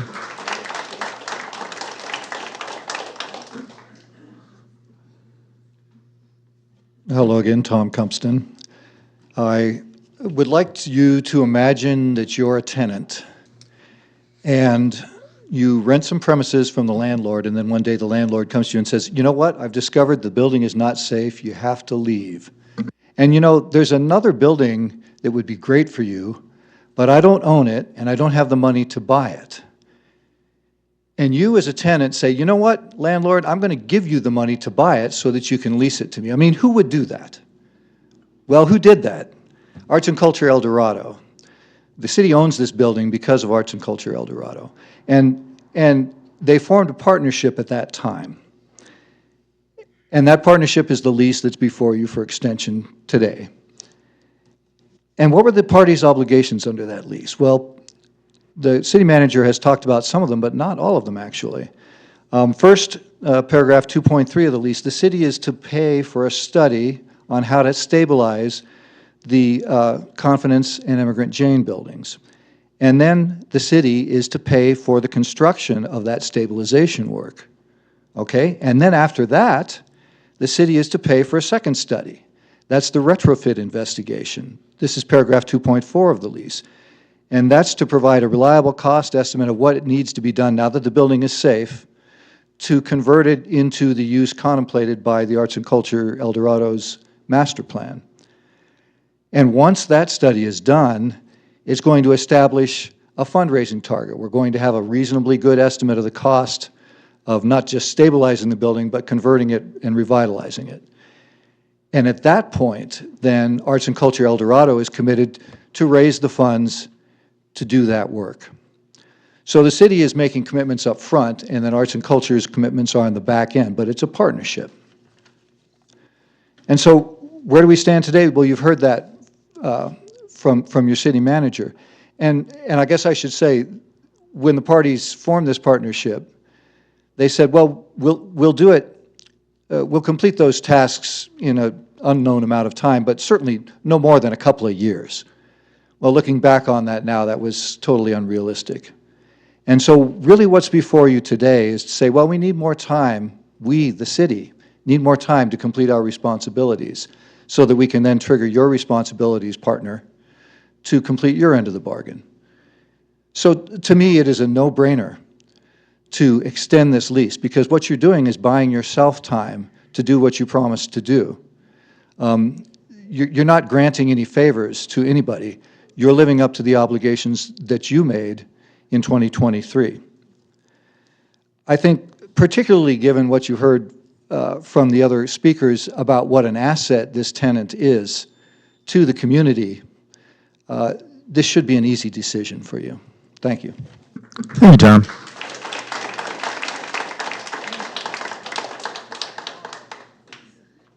Good evening, Placerville City Council, Wendy Thomas once again.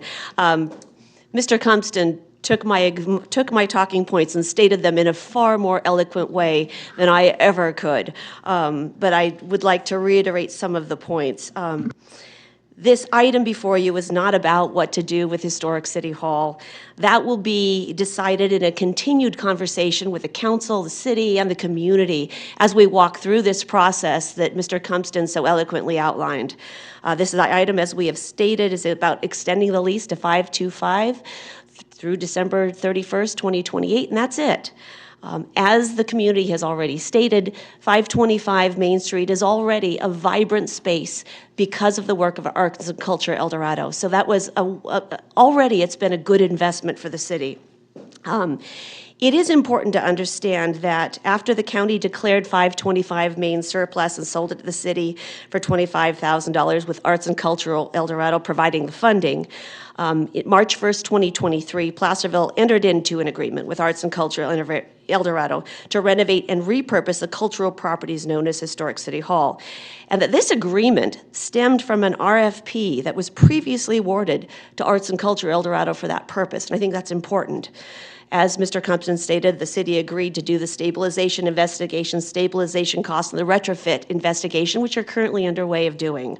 Then the fundraising goal would be established. And I have heard comments that that trouble me that have stated that, well, gosh, Arts and Culture El Dorado has had since 2019 to fundraise for this building, and that's not true. Anyone that has launched a successful fundraising campaign knows that you need to have a target. You need to know what you're fundraising for. And that will be decided in this process that is currently underway. And, you know, Historic City Hall is a complicated building. She has a lot of challenges. And so it's no one's at fault here. You're just walking through the process. And a little more time is needed because she's so complicated and because she's so dear to our community. So, you know, just stay the course. And as we have said, we are in a mutual covenant with Arts and Culture El Dorado and the city of Placerville. And it's only ethical to give this agreement more time. And to not do so, I believe, would violate our mutual covenant. So thank you for your consideration. Thank you very much.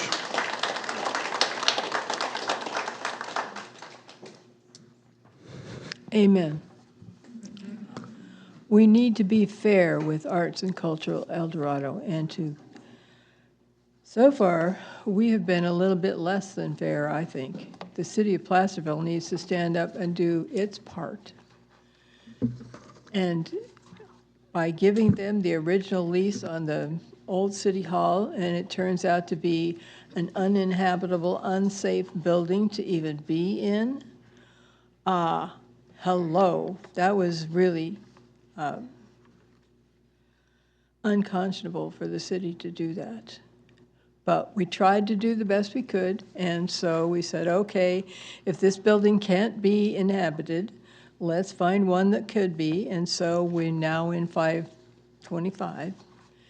And not to work with Arts and Culture and extend this lease and continue on would be just unconscionable. We need to do this. Thank you, Sue.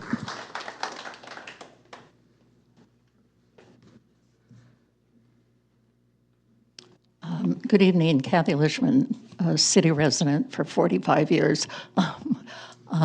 It seems that the people that are opposed to this lease will wait until everybody is done that supported it, but Historic City Hall is near and dear to my heart, having spent 16 years there on the city council. Please approve the recommendation before you tonight for the lease for 525 Main Street. I appreciate the comments that were in the staff report and the comments that City Manager Morris made, that you can approve the lease and continue to work on the answers and do the work needed for Historic City Hall. Extending the lease will allow Arts and Culture to continue planning long-term, to secure grants, and to expand programming for the benefit of the community. Please honor the relationship that has developed over the years between the city and Arts and Culture. Arts and Culture currently is going to be managing the city's community art project, and had developed that wonderful program that brought together so many people from the community to develop a plan for art. Pablo Picasso said, "Art washes away the dust of everyday life," and that's absolutely true. Plus, I agree with everything Tom Compton said. Thank you. Thank you, Kathy. Ruth Michelson. I want to first say I appreciate your attentiveness. You're all really focused on this, and I also go to Board of Supervisors meetings, and you rate A+. and them not so much. So thank you for your attentiveness.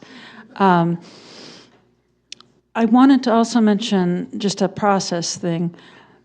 Would you consider in the future perhaps having your comments before you ask for public comment? Because once we're done and you close public comment and you have your discussion, we have no ability to respond. So it's just helpful, something to consider. I appreciate it. So back to this issue, I'm a strong supporter of 525 and the lease. I think it's a perfect location. I think they do very well there. I've gone to many of their art exhibitions. They do a beautiful job. Very, very well staged, and their brochures are beautiful, and they offer many services, as others have suggested. But you have married into this the 487, 489.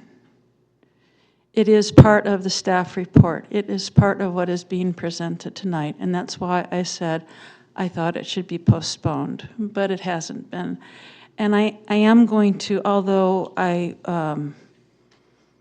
admire Wendy Thomas greatly, I am going to disagree that fundraising can occur concurrently.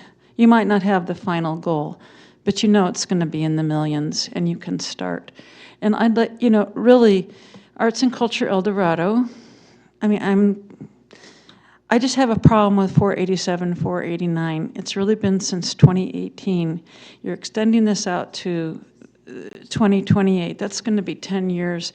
I mean, fine for 525, but I wish you could separate it out from those two buildings, because I think their home is really excellent where they are.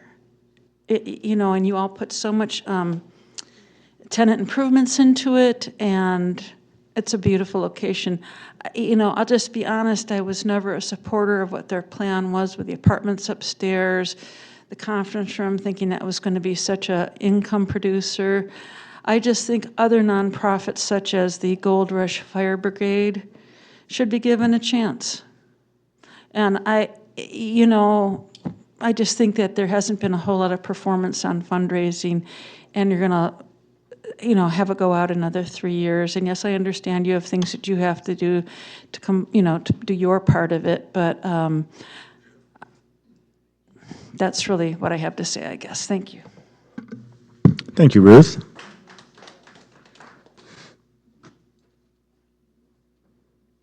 Good evening.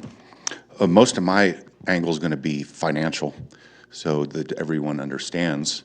So if you, given 525 at square footage, if you had to come up with a ballpark value of what it would rent for, and say you chose $1 a square foot, you're talking about roughly $25,000 in rent income to the city every year.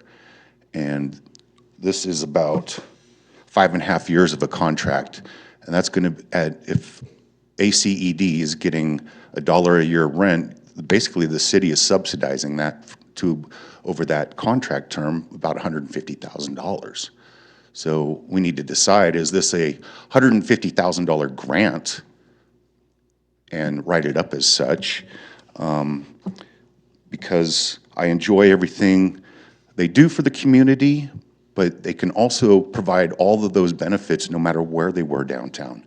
People come enjoy a show, go to a restaurant, you get all that extra tax money anywhere they were, and there's lots of empty space downtown. The question is, as a taxpayer, how much subsidy should my government provide? Right now, it's basically providing 100%. Would it be fairer at 50%, 25%? We really need to consider all taxpayers, in this, because we all own a bit of Old City Hall and 525, so we need to come up with a fair and equitable balance of a subsidy.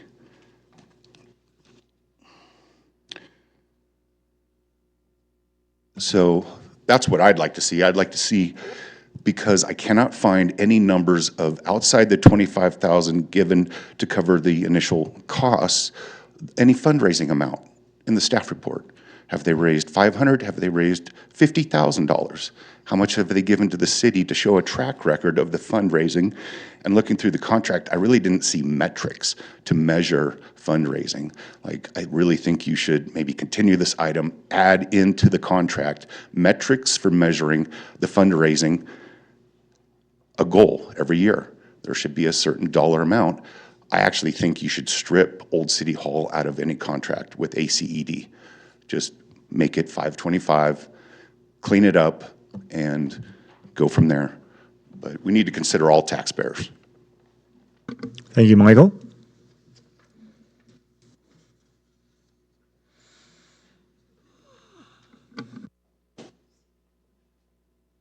Hello, I'm Robert Reed, Margie Lopez Reed's husband, and I just need to make a comment on that last presentation.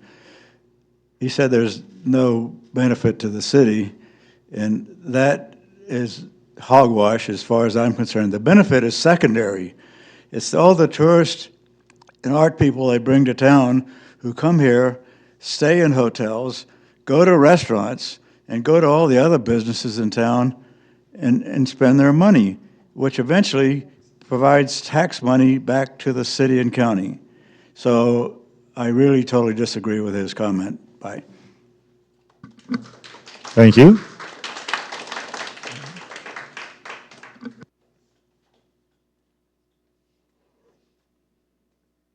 Good evening. My name is Brian Chapman.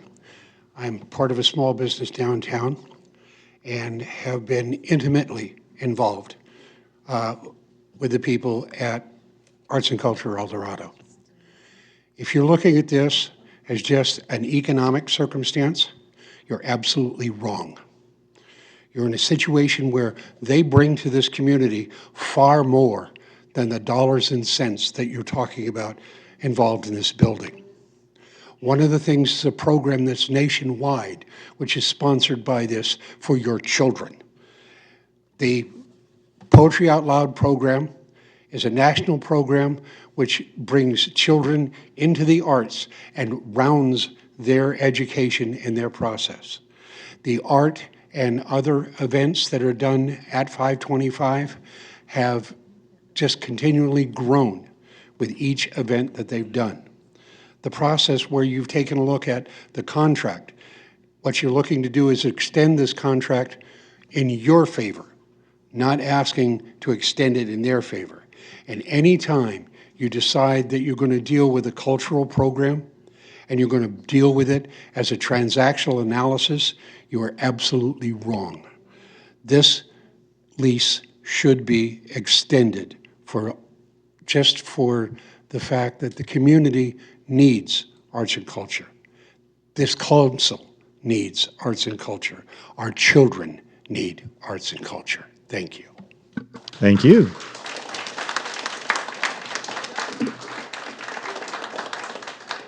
All right.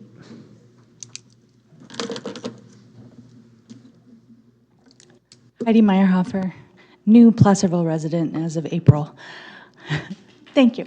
Thank you. Happy to be here. I wasn't going to speak tonight, but I just wanted to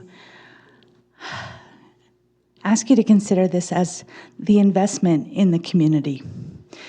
And it's an investment that's already, I'm sure, had return. You're into this building, as I can see, about $270,000. I looked at what all of the improvements have been done, and that's, you know, in a very cursory, I'll admit, exploration of it, that's what I come up with. I'm sure you have equity in that building already. Beyond that, I'd like you to see this as an investment in your community. As everyone here tonight has said, this facility, this program, serves the community in so many ways that can't be given a dollar amount. But I see that as the role of city government, making investment in its community to provide opportunity,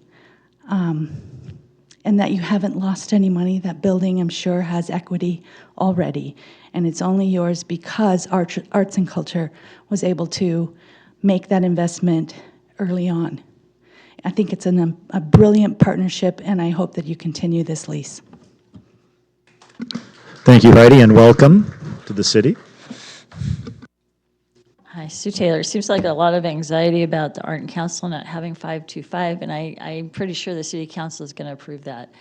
And I'm sure there's a support, but it seems like a lot of fear and anger. I hope that I supported the Art Council, or sorry, Art and Culture, old school, sorry, also retains the lease on 525, whatever you arrange for that to happen. But I do want to say that you exclude 487 and 489 from being entangled in this lease agreement. You stated at the beginning that you cannot act on an item that's not on the agenda. That item is not on the agenda when you look at it. There's no mention of that's being included in the agenda. And I think that's been established that that is in the document. So back in 2019, I worked with a coalition to acquire the Confidence and Immigrant Jane buildings in order to see the buildings restored. We did not win that RFP. At that time, we gave a packet of our proposal for the goal of turning the Confidence into a fire museum, and the rest, and putting the hand pump engine back in there, and the rest for many community uses. That was also rejected. When the city applied this structure on the side of the Confidence, prior to that, I had offered an option to restore the brick building and reattach the wall for $155,000. That was also, again, rejected. The building would have been restored at that time if that had been allowed to happen. So now with more solid footing, I have numerous nonprofits and foundations that would like to collaborate and see the buildings restored, with Confidence in Jane being a firehouse museum, and they are very open to the rest of the building. These organizations supported us back in 2019, and I'm sure I can bring them back to supporting us again. We have new supporting nonprofits that would back a proposal with those buildings with funding. There's a group that would like to propose a solution for the Confidence in Jane. It should include art in the building, of course. We could propose purchasing the building to restore them. We could propose some kind of partnership with the city, or we could bid on an RFP for the same arrangement that's been given to Art and Culture. Myself, husband, I will say Mountain, those that know him, and Mike Drobish here, have a track record in restoration. We restored the 301 and 305 buildings that the public house now rests in. I did the gatehouse for the fairgrounds when they were going to put a modular on there, and I built designed the Marshall mill workers cabin, and many other projects, because I believe in restoration. And the fear that I have that the contract that you have, if you dig through all of the things, the plan was to keep the face of those buildings and tear down the rest and put in apartments. These are historic buildings, number 1 and 2. They're also both on the historic list of the National Registry of Historic Places. So I just ask that you don't destroy the historical buildings. Give us an opportunity to do an RFP, and let's be collaborative on this. And I just don't want to see the building continue to sit there and deteriorate. And I ask that, please. Thank you. Thank you, Sue.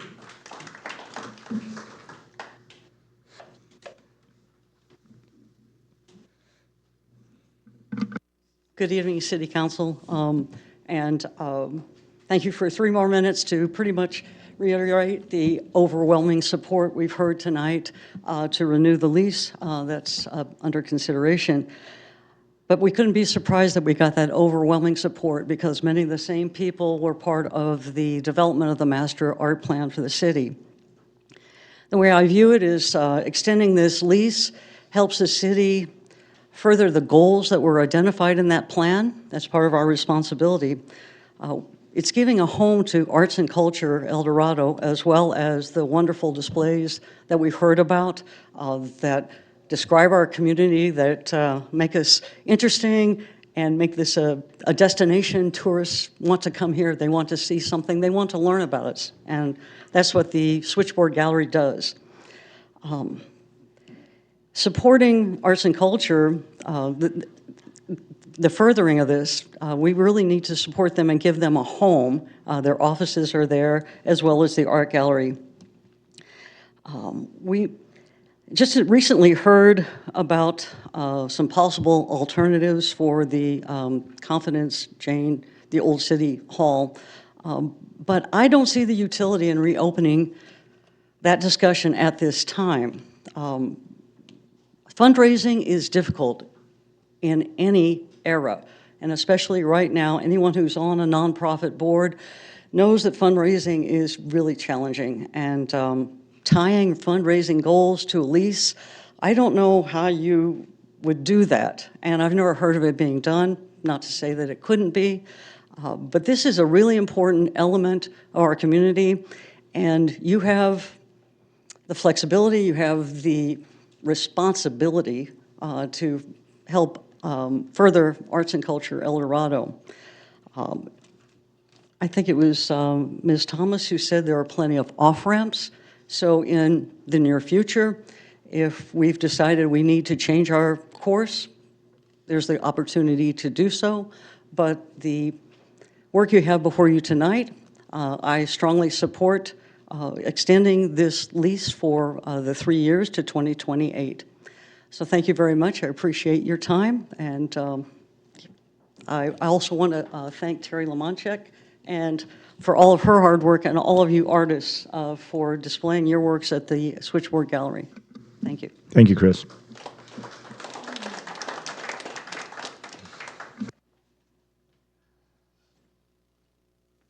Mayor and Council, Mark Acuna, city resident. I want to just briefly acknowledge the tremendous support that's here this evening for Arts and Council El Dorado. I wasn't going to speak on this one, but I was involved in some of the attempts to try and keep the building, not get it sold, have the city do the restoration work, and the poor thing just kept falling apart. It's, you know, I remember when we were actually in there, and then we suddenly realized that we were actually putting all of ourselves in danger because the poor thing, the walls were separating, et cetera, et cetera. Extremely difficult restoration. The city's got it stabilized now, and yeah, there were a lot of discussions to go ahead and work with the Terry Lamonchek's group and the tremendous work that they've done at the Switchboard Gallery, which I do truly remember it as an AT&T phone company building when I moved here.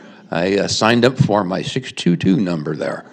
So I think it's really cool that they've a whole bunch of folks go, what, it was a phone building? Yes, it was. So that's good, being honest to the building. Regarding the ideas for some other groups, I do recall very clearly the fire department, the historic fire group wanted to come forward, and a whole bunch of other folks.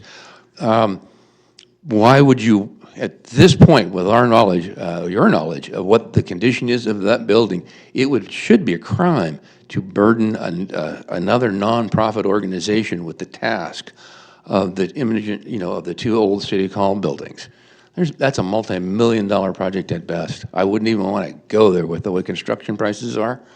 And as I was listening to Sue Taylor talk about the various clients that she's had, it occurred to me that why doesn't she approach Terry Lamonchek and work as one of their projects? If she truly has those folks lined up to do it, why couldn't it be an incubator? That group has so magnificently been successful.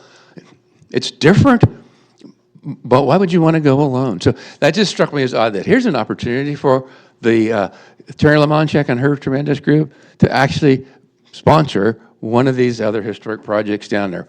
But remembering my time on the council and dealing with the challenges that the poor old buildings have, I think you need to be very careful. I think what you have before you this evening is a tremendous partnership, and you should honor it as much as and as long as possible. Thank you. Thank you, Mark.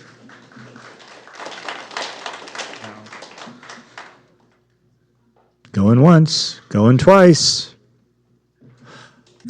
I just want to thank you all very much for your thoughtful comments. It was fantastic. I once again want to apologize for my earlier thing.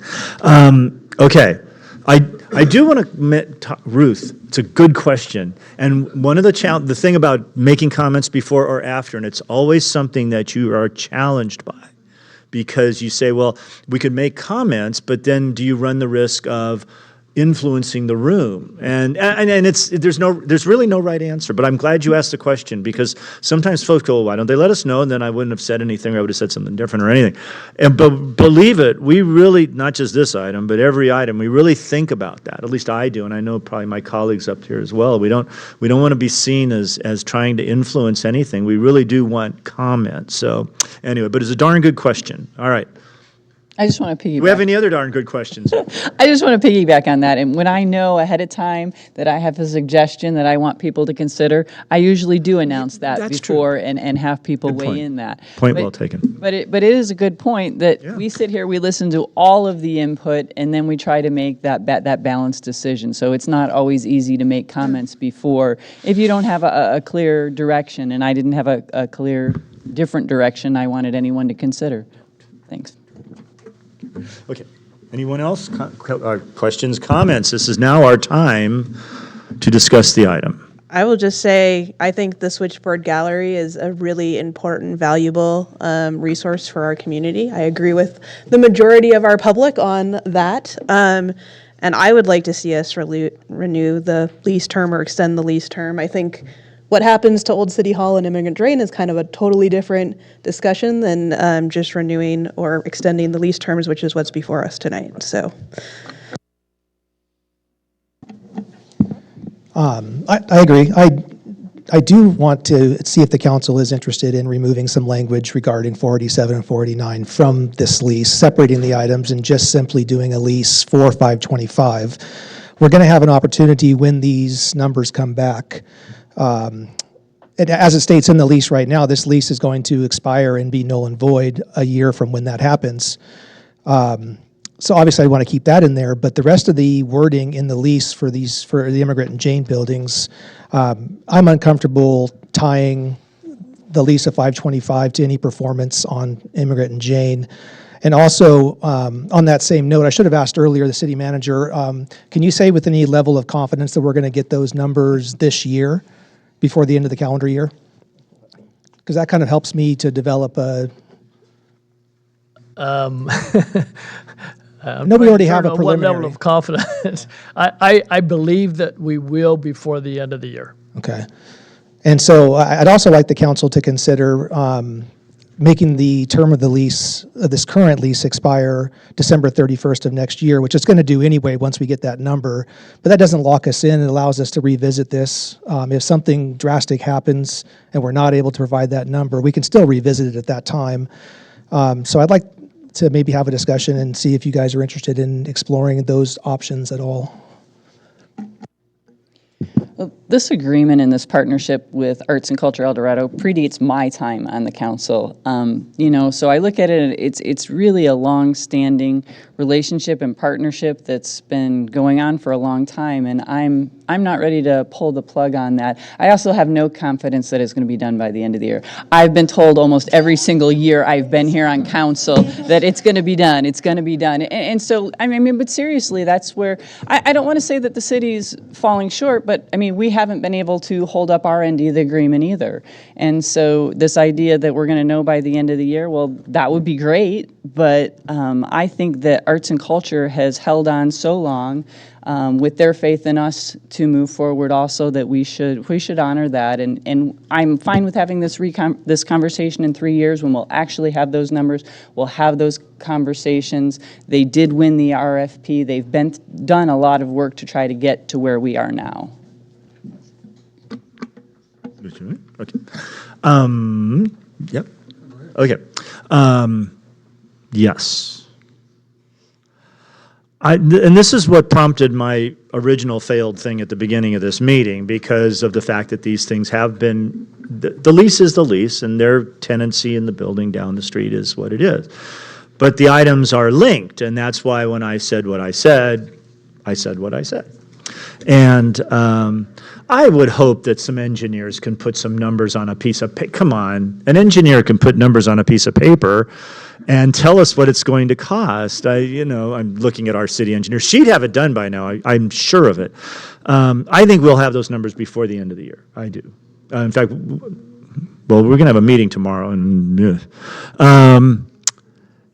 but I kind of agree that we've gone on this path under these circumstances.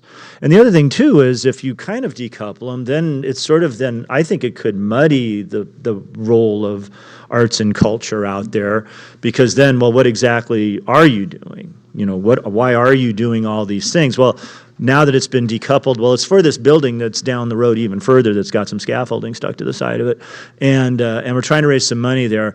I think keeping them all together is warranted for now, and I'm okay with that. I thought it was interesting for the whole idea of rent, not that much money, but was resonating until I thought, oh yeah, we own a building now that is almost certainly worth more than $25,000. I mean, by a fair amount. I mean, don't go crazy out there. It's probably not worth that much money, but you know, it's worth more than 25 probably. Do we have an assessed value of our? No, it's okay, Dave. So anyway, I am inclined to just extend the lease as suggested, and keeping everything in place with an idea that we will come back we will be coming back at some point to revisit it. I think they all kind of knit together. Anyway, that's my humble opinion. Yeah, I would agree. I'm not in favor of changing any of the terms in the lease other than just the date on it. I don't want to start messing with other language in this lease agreement. Well, no. Then yeah. Unreal. Okay, so now I got a question, and I'm pretty sure that our attorney and our city manager over there discussing this. So what Councilman Carter just talked about, does this lease expire in a year if that information comes to us, even if it's a 3-year lease? That's exactly what we were talking about, and we unfortunately is not clarified in the amendment, so we would like your recommendation from that. The way the current agreement reads is that it expires either December 31st, 2024, or 1-year anniversary from when we have that investigation report with the numbers. So let's say that we get the numbers and the investigation report is complete December 31st. Using that provision, it would expire 1 year from that. So my question is, do you want to keep that provision in the amendment, or do you want to just do it as a flat-out 3-year from December 31st, 2024? Does that make sense? Yeah, that makes sense, but I had a couple other questions in there too, because I also do agree with Councilman Carter. There is some language in here that are goals that we've already met and reached, so we're kind of extending a lease that has some language in it that just doesn't apply, so maybe a little cleanup, and I think that's kind of what Councilman Carter was trying to suggest, was cleaning up some of that stuff. I do not suggest decoupling it, because that was the whole partnership base, and that was long before I was on here also, but everything that we have gone through as a council continuing this, it's always been a partnership base based on the lease and the building and the goals that the partnership has set together. Earlier when I suggested it, I was just looking for some extra numbers just to kind of get an idea of where we're at, who's done what. I mean, I know what the city's done, where are we at with some of the fundraising from arts and culture, and then at the same time, is there, other than the cost that we're putting out for the investigations and the repairs that the city has done on the building, which basically, I mean, yes, arts and culture put the $25,000 into purchasing the building, and now we have a building, and as was said earlier, go to market value, now you got a liability. Well, we already have that liability.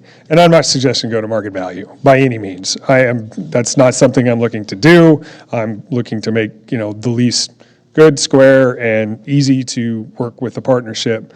But just to clarify out there that, we've already got that. The numbers are there. We're going to be facing that regardless whether arts and culture are renting it now or they move into the building that we restore or in the future or whatnot. I mean, it's there. So no delusions on the fact that we're landlords, period. But with that being said, is the city currently spending any money annually on that building also, whether it's staff time, repairs, whatnot? I mean, I was kind of looking for some of those numbers too, and none of that was in the report that I saw. There is very little From administration perspective, collecting the rent, which isn't, Right, yeah. but just the administration part of that, me working with them on the investigation report and et cetera, that's some cost. But with this building, on occasion, I will state that there's been a request for a repair that is within the agreement, that we would be our responsibility, that our Parks Department and Facilities has gone in and done some repairs. But those are fairly minor. Okay. And I don't have a number for you, but it's been fairly minor. Okay, that was just kind of some of what I was looking for. But when it comes to leasing back to arts and culture, yeah, I have got no problem with that. So, anyway, those are my 2 cents. Well, I'm just thinking realistically, I don't think that arts and culture is going to be able to move into 87, 89, even if we put all of these great agreements in place. And I don't want this to keep coming back to council, and for that reason, I'm in favor of doing the 2028 so that we don't have to keep doing the lease in 525, which I think they're clearly going to stay till we can get those other buildings to move in, and I don't see that happening a year from now, which was the other point of discussion. So for that reason, like I said, I don't want to spend hours and hours doing this over and over. I think we should just do the 2028, and by then, we should be able to have all the agreements, have the conversations we want to have, and know exactly where we're at. Yes, I agree with that. Yeah, I also agree with just making it a flat time frame versus making it a. Well, the trigger thing is, I was not on the island when that agreement was made. And then I came back onto the island, and why was there a trigger? Do you remember? And if you don't remember, that's fine. I don't expect anybody to remember that necessarily, but I'm just curious about the trigger because I'm trying to figure out how that works. I mean, I know how it works. To say that, if we reach that point early, Yeah. then we start into the next process. A new which is phase. Negotiating a new agreement Okay. to go forward with. So it was to keep the process. Okay. And if it got done earlier, you didn't need to go clear till the end of the agreement. Okay. All right, are we pretty much, have we left all the light into this that we wish to leave in? Questions asked? I would like to just move staff's recommendation with the clarification that we're going to do this to the end of 2028, at which point we can revisit this and have all the numbers and know a lot more Okay. about what we're going to do with 525, because that's what we're really talking about. I'll second. Okay. Does our lawyer wish to weigh in? But that's why he's here. So I guess just for clarification, what is the motion that is being brought right now? And then I'll probably have a follow-up after, just to make sure we're on the same page. Well, I don't want to speak for, that would be dangerous to speak for council member No. Right, so you're approving staff's recommendation? Yes. Okay. Yes. So my follow-up question is, with the conflicting language that is in the current contract right now, which has that triggering provision of ending by December 31, 2024, and then it also says, or the first year anniversary after these reports are done. So right now, the lease would be extended until 2028, but there is the conflict of, if the studies come back January 1st of 2026, lease expires January 1, 2027. Right. The trigger. Do we want to remove the trigger? Is that it? That is my question to the council. Yes. I would like to remove the trigger as the second. I will let my primary motion maker. Trigger. For the reason of being able to program years out and for them to be able to move forward with those things, I agree. I want to remove that trigger. Okay. All right, so we have a motion. Oh, cool. Can I just state that you, if I can, amend the motion to direct staff and the city attorney to amend the amendment to revise 2.1, removing that item? Yeah, so amending 2.1 to remove the triggering language as well as adopting staff's recommendation.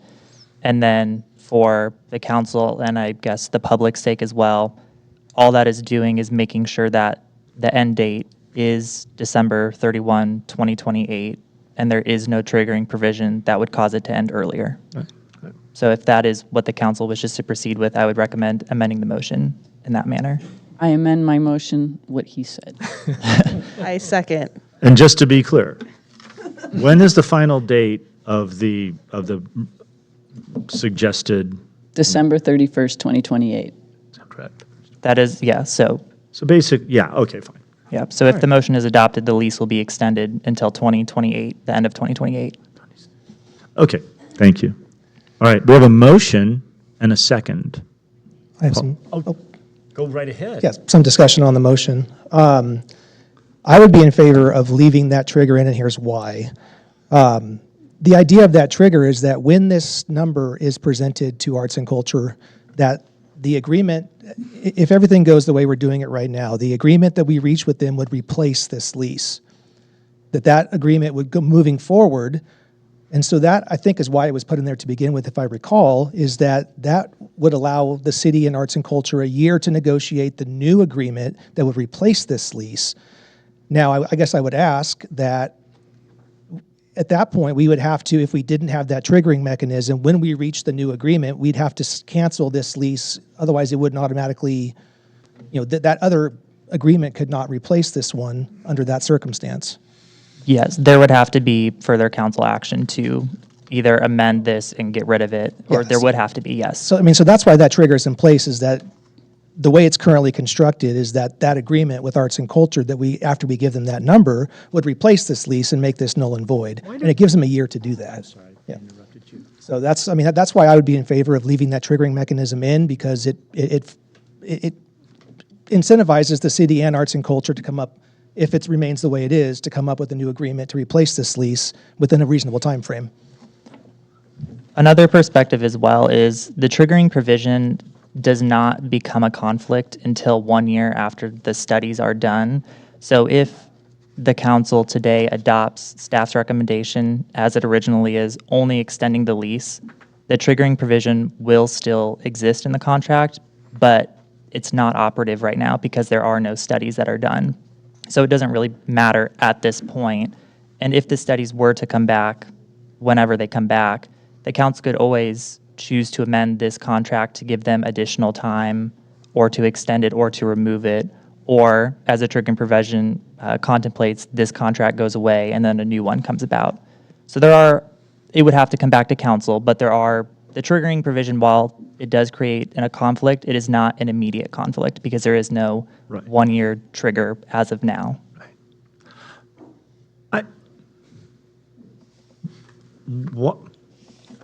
When we finally get the number, why do we need a new agreement? Because that's an interesting question. So why do we need a new agreement once we get the number? Like, say, for example, with some miracle of miracles, tomorrow all the engineers roll in and they say, we've all had an epiphany and this is the number, and it's blah. And y'all go, okay. And we've taken this action tonight. This brings me back to the whole idea of the trigger. Why did it exist in the first place? Because presumably you would just go, well, the number is this, and if she doesn't faint when we tell her the number, then she says, okay, I'm out and doing whatever, and then we go till the end of 2028. I'm not being flippant here. I really want to know why we would do that. Why would we need to change the agreement? In case the number is too large. And then that's kind of what I was getting to.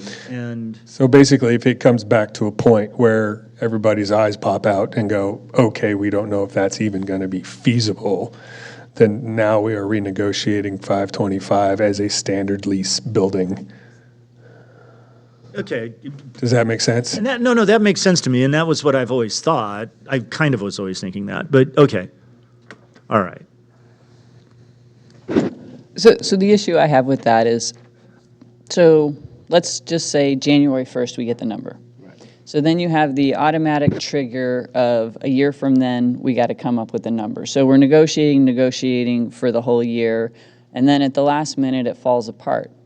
But she still has to program everything a year out ahead. Right. So we're still going to be here at that point saying, well, but we've planned all these things, and now we're going to renegotiate, and it's been a long, complicated process. I want to not come back every year and have this discussion. I want to have a clear forward. Like I said, I feel like we have some obligations of the partnership we've created.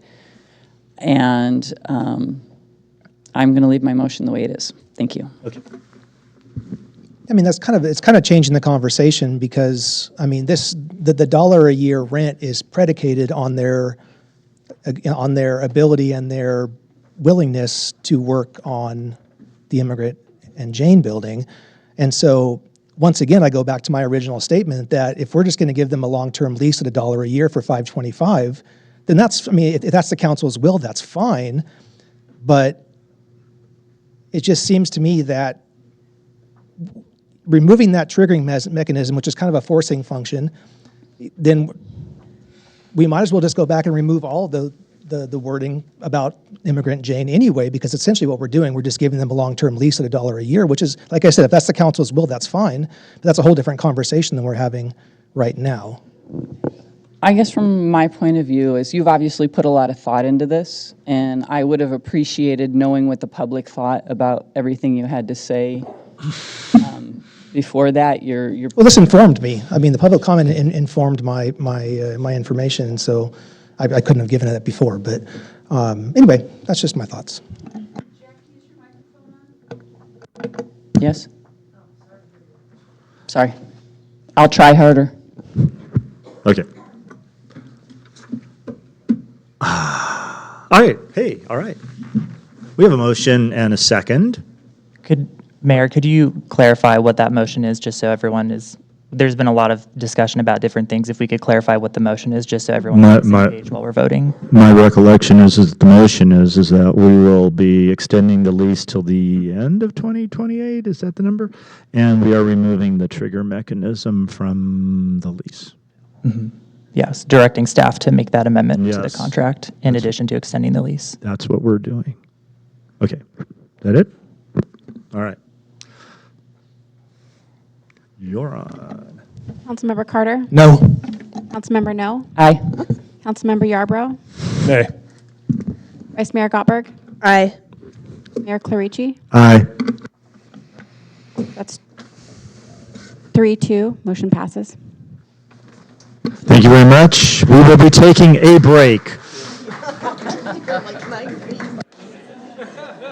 We will come back in 10 minutes. 10 minutes.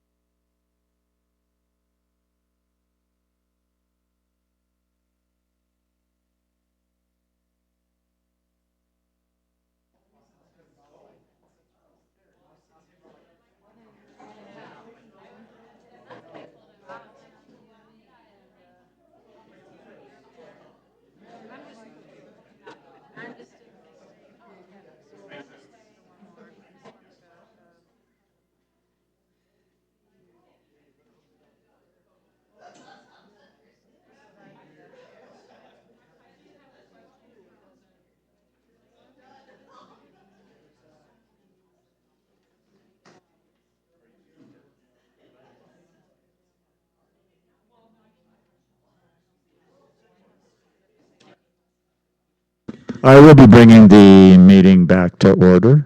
Thank you.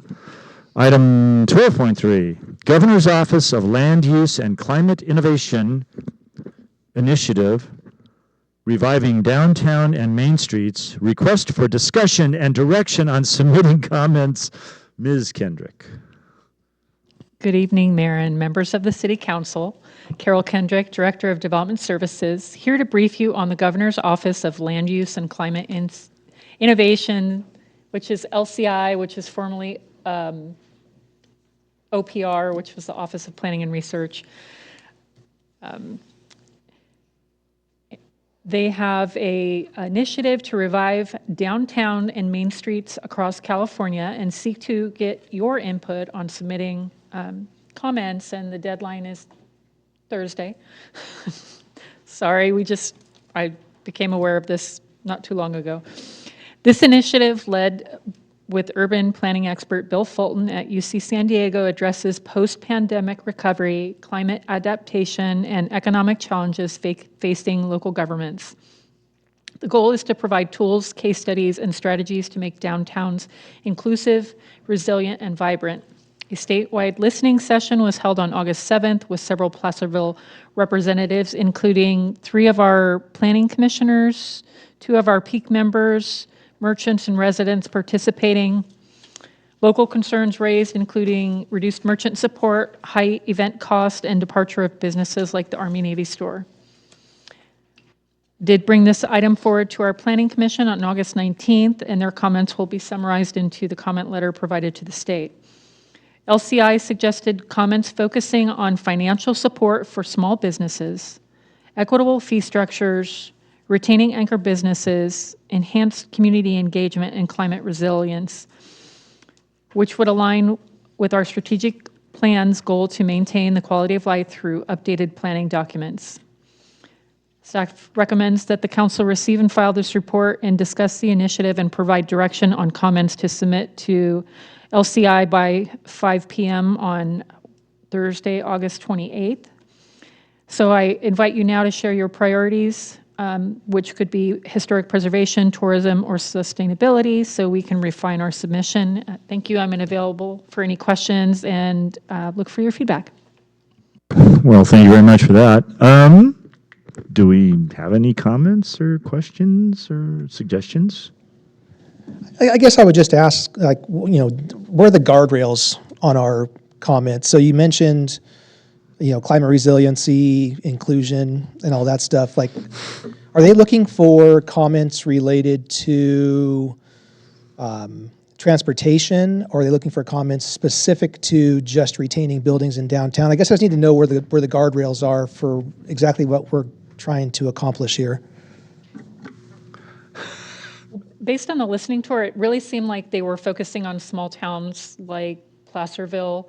I know we have 2 of the attendees, which were in my breakout group, that are in attendance tonight, but it was, what things could we do or recommend be put in statewide guidelines that would help us in reviving our downtown and maintaining it. And so I think that's kind of what the state's looking for from us, based on our specific needs, because maybe there's other cities that are in the same predicament. I mean, every downtown is different and unique, but if there's, something like post-pandemic, things that we can do, like retail uses are changing, and, do we have smaller sites? Do we have incubators? Things like that.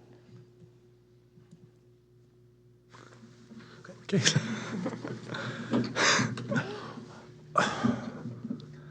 Well, no, I'm gonna say what I think. I think as an example sometimes, because in my little slice of rural California heaven, we frequently have these kinds of discussions about stuff that's going on at the state and how does it apply and all that stuff. To me, and maybe this is just because this is what I do for a living, it's like in the area of transportation. Are there issues around transportation that might be impacting your downtown? So for example, now we don't have that here, but if your downtown is also a state highway, and that is frequently true in a lot of rural towns, and Northern California, where the Caltrans owns your main street essentially. And it might be like a 4-lane throughway because that was the highway at one time, but now it's not. Are there things that you can do with that? And then there's things that you can petition the state for relief, for those sorts of things, beautification, lane diets, all sorts of things. So at least that's when I think of things like that. But are there other things out there that are statewide? I don't know. I'm not that creative or smart. Anyway, so that, that kind of stuff, I guess. Yeah. Yeah, we just had a resident bring up to me, can we make our downtown more visible? As you're driving through Highway 50, do you really understand that there's a really cute downtown on the other side as you're sitting on that stoplight on Bedford? Could we put in an arch, a metal arch or something to just highlight, hey, we're over here, I don't know. And actually, yeah, and there, yes, there's like initiatives like Clean California that you can go and get money for ongoing maintenance items if you have like trash items or graffiti and stuff like that. So you can actually go petition the state and get that kind of thing. Anyway, having not been involved in the webinar, but we do have people that were here. Maybe they could shed light. So I'm going to open this up for public comment. And see. Yes, Ruth Michelson, I was an attendee at the Zoom call. And there was 48 people statewide at this Zoom call, and we were very well represented. No, we had 10. I mean, you just mentioned the 3 on Planning Commission. You, Kathy, me, Peak. We had some Peak people on it. Yeah, we were very well represented. And then they broke us down into 3 working groups, and where we had the bulk of the discussion. It was a 1-hour meeting. But real quick, you had really broken it down into 3. When you were giving your presentation, you said 3 categories. I just wanted to hear those again. Yes, so the questions that were posed to the participants are: what barriers or challenges have you encountered in planning or maintaining a thriving downtown? What strategies or approaches have you implemented or seen others try to address those challenges? And where can LCI offer guidance, tools, or support to help advance your downtown goals? I do remember those, but I thought you also said that the responses that they're looking from cities were. You mentioned 3 other categories, I thought. And I don't have to spend more time on that, but I thought you said. Anyway, I'll say some suggestions that I have after sitting through that meeting and thinking about our downtown. I do like the idea of, something that entrance gate that would be sort of down near like that Shell, where the Shell station is, right there on Highway 50. I think that'd be great. But I also think that where our Hangtown sign is, well, it says, "Welcome to Placerville, Hangtown." And I know this has been brought up in this chamber before. Places like Folsom have a changing sign for when new events are coming up. And I don't know if we could add another layer. I know, John, you don't have a poker face. You got that, thing going. Say it again? Yeah, a changing that would let people know what events are coming up. Let's see, I thought of a few other things that I think would be helping our city. When we have the big anchor shops like Cumbelix that was therapy store, and now it's been sitting empty. That got filled by therapy store, not by just some random action. We had a couple of people, there were high-level people who went and searched out a tenant for that building. Did you know that? Yes, it's true. But you had an ordinance that you were discussing that would help keep vacant buildings looking more presentable. Yes, and I don't know where that is, but I know that would help us downtown merchants. When you have a building that looks like it's in disrepair and the windows all nasty and there's stuck pieces of tape and paper falling down, it just doesn't help the image. There's my time. Okay, so if whatever that ordinance was could actually be put into place. I don't know what the status is of that. And then,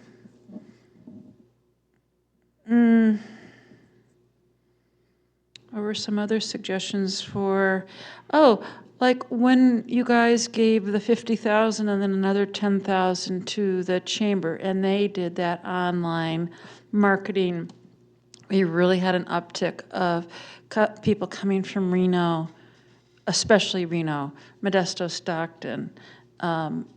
So monies, maybe not from your budget, but if you're telling these people what would help, how about monies for those types of campaigns to get the word out? This is a destination spot. This isn't just going through to get to another place. And more people are just coming here to spend the day or spend the weekend, and that's great. But we could still get the word out more, what we have to offer in lodging and in restaurants that would encourage people to stay the weekend. That's all. Thank you very much, Ruth.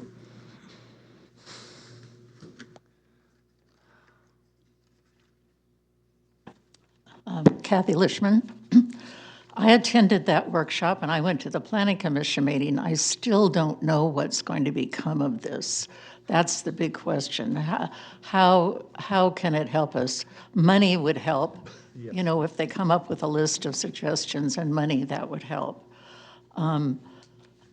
I had submitted to the Planning Commission and you received a copy, and I hope you read it, the City of Placerville's Downtown Revitalization Plan from 1996. Some of the things have been done, some of them don't apply anymore, but the philosophy, I think, is wonderful. One of the things they say in the plan that I kind of shared with Jackie at the break, that he said that Caltrans is a big problem for us, that downtown is invisible from Highway 50. So in the plan, this is one of the things that they showed, an arching thing on each of the 3 entrances to Placerville that would welcome people. They show in there, you can show what's happening in a date, but I think they'd be really hard to change. So Caltrans has an impact on lots of downtowns and lots of communities across the state. I think that is a big thing to say. The downtown edge, another thing they said in the downtown revitalization, the downtown edge, which means the part that faces Highway 50, they suggested planting crabapple trees along the fence that could have blossoms and then leaves and then fall color. We have the Christmas trees, which really draws attention to Placerville, but having trees all year round. The welcome sign is a great spot, but now there might be a Caltrans overcrossing there, so something else would have to be. So Trip to Green is another Caltrans project that does have an impact on the downtown on the days when that would be used. So Hangtown Creek, doing something to revitalize Hangtown Creek and make it an amenity, really, that people can enjoy. There has to be a vision for Hangtown Creek somewhere. Bicycle lanes, Caltrans suggested that there could be a bicycle route along Highway 50 on the other side of the fence, and there was a trick about them crossing the lights, but there are things that are possible. Something to enhance and preserve the local character of downtowns and main streets. We are a mountain foothill town, and that needs to be emphasized somewhere if there's a way that, so when the guidelines are done that the state has, how is it going to help us? That's the big question. But I want to read something, the high priorities from the Downtown Revitalization Plan. Institute needed funding mechanisms for capital improvements, business incentive programs, policy changes, and ongoing operations and maintenance. These are things that Pete could be working on too. a catalyst project, the downtown highway edge improvements, and then establish and fund incentive programs to stimulate near-term investment in downtown. At a minimum, these should include a business recruitment and relocation program and a facades improvements program.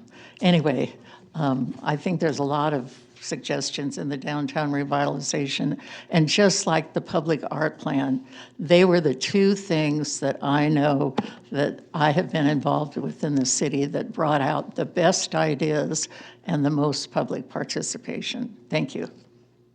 Thank you, Kathy. Anyone else? Oh, here comes Mike.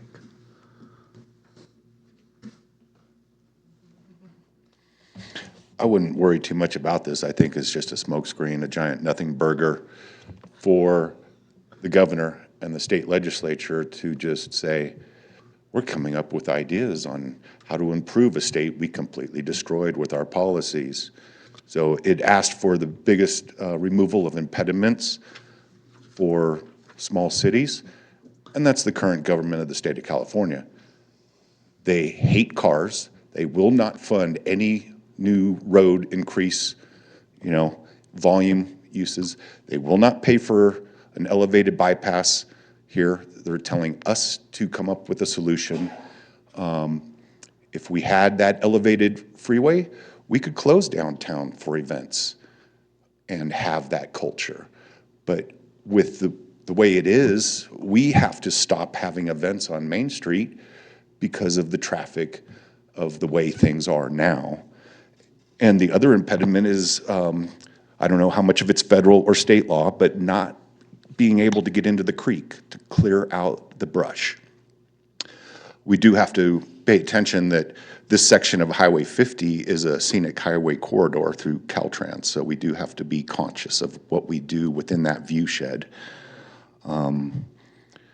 There's just so many things, but I really think this is a giant nothing.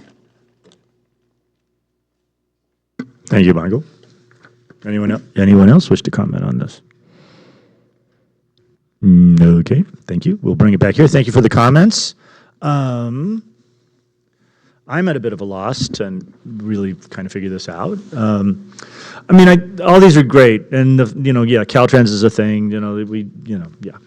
I guess if it was me, what I would send back to Sacramento is there needs to be some discrete funding sources that are unique to Foothill, or not Foothill, but just to and truly rural communities. Not because the minute there's a rural initiative at the state, you'd be surprised at the cities that come rolling in the room and say, "Oh, we're rural," and they've got like 150,000 people in them and whatever.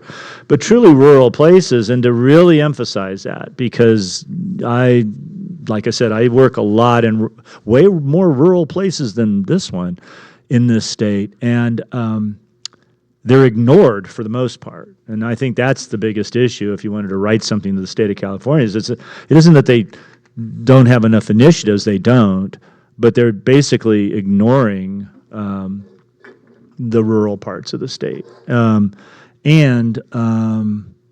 then put some money into it. And the funny thing is, to fix rural California would not be relatively speaking, not a lot of money in the big grand scheme of $1 trillion or however much the state budget is now, a couple $1 trillion. It wouldn't be a lot of money to do this. So that would be my suggestion. I don't, whatever you want to write down and say, that money has to be involved. Everything else is, be nice to have arches and, but if there's no way to access cash, then it's, you've got that really nice, you've got this, which is great, but if you don't have any money to implement it, it's a nice report. My 2 cents. Maybe we should send them our report and say, give us the funding to implement this. Yeah, That's our comment. Yeah, our comment is it's all well.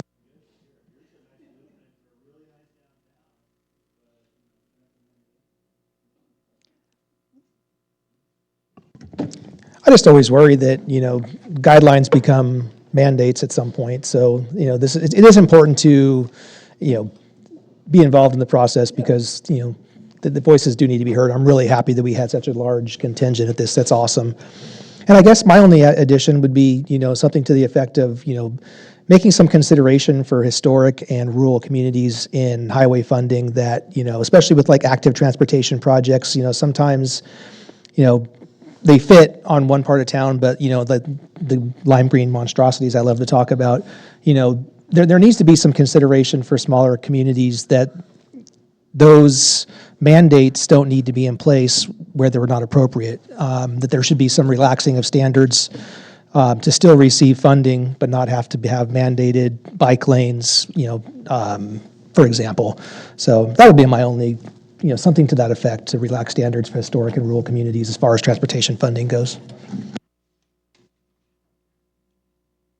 I'm sure many of you probably remember redevelopment agencies. I mean, they could bring that back because, I had participated in a lot of facade upgrades and enhancements in downtowns, and that's how everything was done to help revive downtown. Thank you for reminding us of that, because I had forgot about RDAs. We almost had one here, and then they got rid of them. But when we had those discussions, I wasn't on the council. I think maybe I was on the council. No, I wasn't. It was before then. But the problem is that you start talking redevelopment, it might be different, because that's about 20 years ago now. Up here, that's a plot to take over the universe, and you're just trying to force us into. It was brutal in this room when they were talking about RDA. So.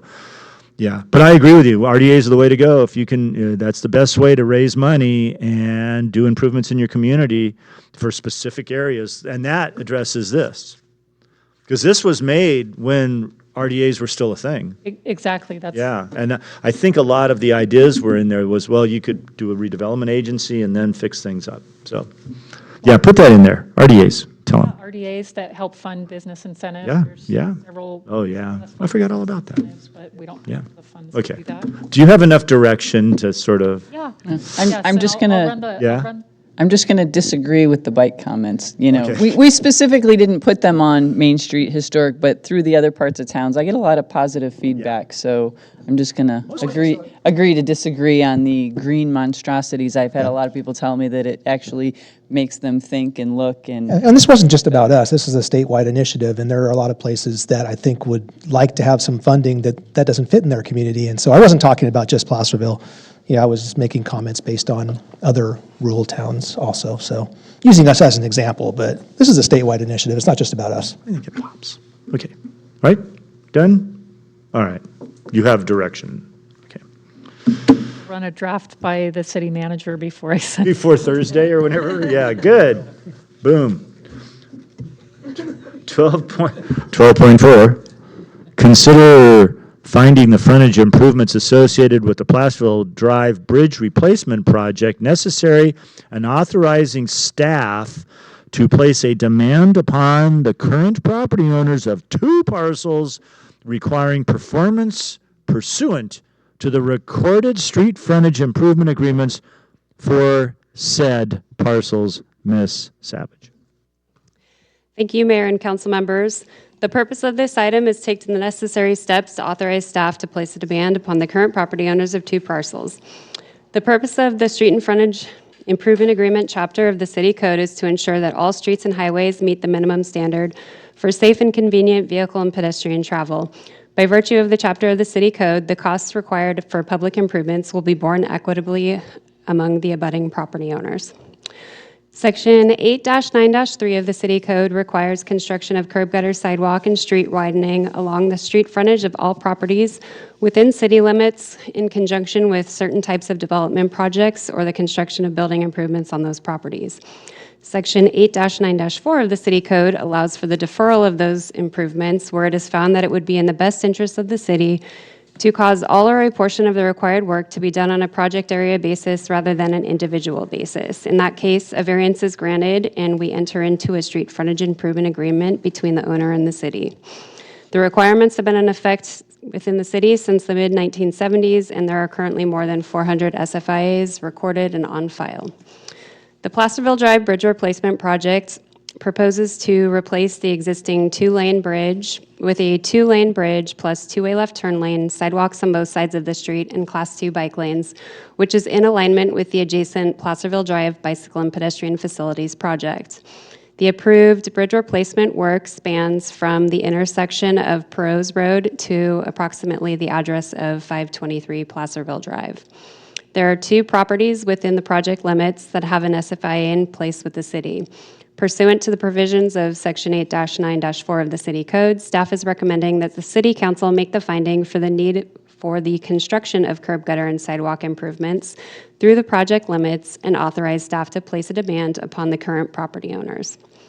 In the case of this project, just like the bicycle and pedestrian project, we have a unique opportunity. Since the city has grant funding to construct the project improvements for the benefit of public safety, pedestrian access, and connectivity, staff does not intend to place a demand requiring the property owners to construct or pay for their construction of the improvements.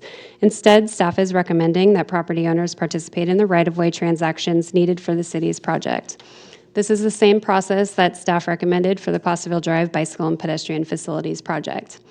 Staff notified the 2 owners and presented with them with their 3 options to fulfill the requirements of their SFIA. They were given the option to construct the improvements, they were given the option to have the city construct the improvements and they would pay for the improvements, or they were given the option for the city construct the improvements and the property owner would only be required to participate in the right-of-way transaction, excuse me, that is needed for the city's project in accordance with City Code Section 8-9-5B. This would involve providing a temporary construction easement for the city's contractor to build the improvements and perform the conform work on private property. In a typical public capital improvement project, the city would be required to perform an appraisal and make an offer of just compensation for temporary construction easements. The property owners were notified that if they choose option 3, there would be no funds exchanged from the city to the owner, and the SFIA would be fulfilled through the completion of the right-of-way transaction. So far, 1 property owner has responded and selected option 3, and staff will continue to work with the other property owner to reach a selection. The 2 affected property owners were sent a notice and invited to this meeting. If approved, staff will place a demand upon the current property owners and move forward with the right-of-way transactions needed for the city's project. That concludes my report, and I'm happy to answer any questions you have. Anybody that thinks that the government sometimes runs too fast, they should just check out the dates on these agreements, because there's some old timers on these things. Okay, are there any questions, comments, thoughts, hopes, dreams? Okay, does the public wish to comment on this item? I'd just like to hear a brief description of how the street frontage deferral agreements work. So you take a long street, the city's going to put in sidewalks and bike lanes and such. Now, it seems that just a few parcels along the way have these deferrals. So do the other people just get off scot-free? Or when they go for a remodel or building on the vacant property, does the city hit them with improvement fees that are specific to them? It's just, I want to make it the same for everybody. If some people are being forced to pay a chunk of change for the improvements in front of their place, but their neighbor did nothing with their structure for 70 years and doesn't have to pay. I'd just like to know if we need to go through our ordinances to clean that up. It's fair for everybody. Thank you. My understanding of these agreements is they are the price you pay for doing something with your property, these specific ones, whatever that was 40 years ago.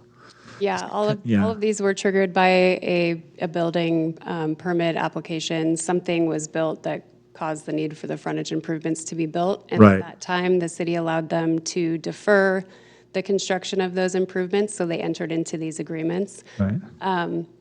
And because we do have a project coming through, it is the time to call in all of the agreements in the corridor. And because we do have grant funding to pay for those improvements, that is why I'm making my recommendation. Right.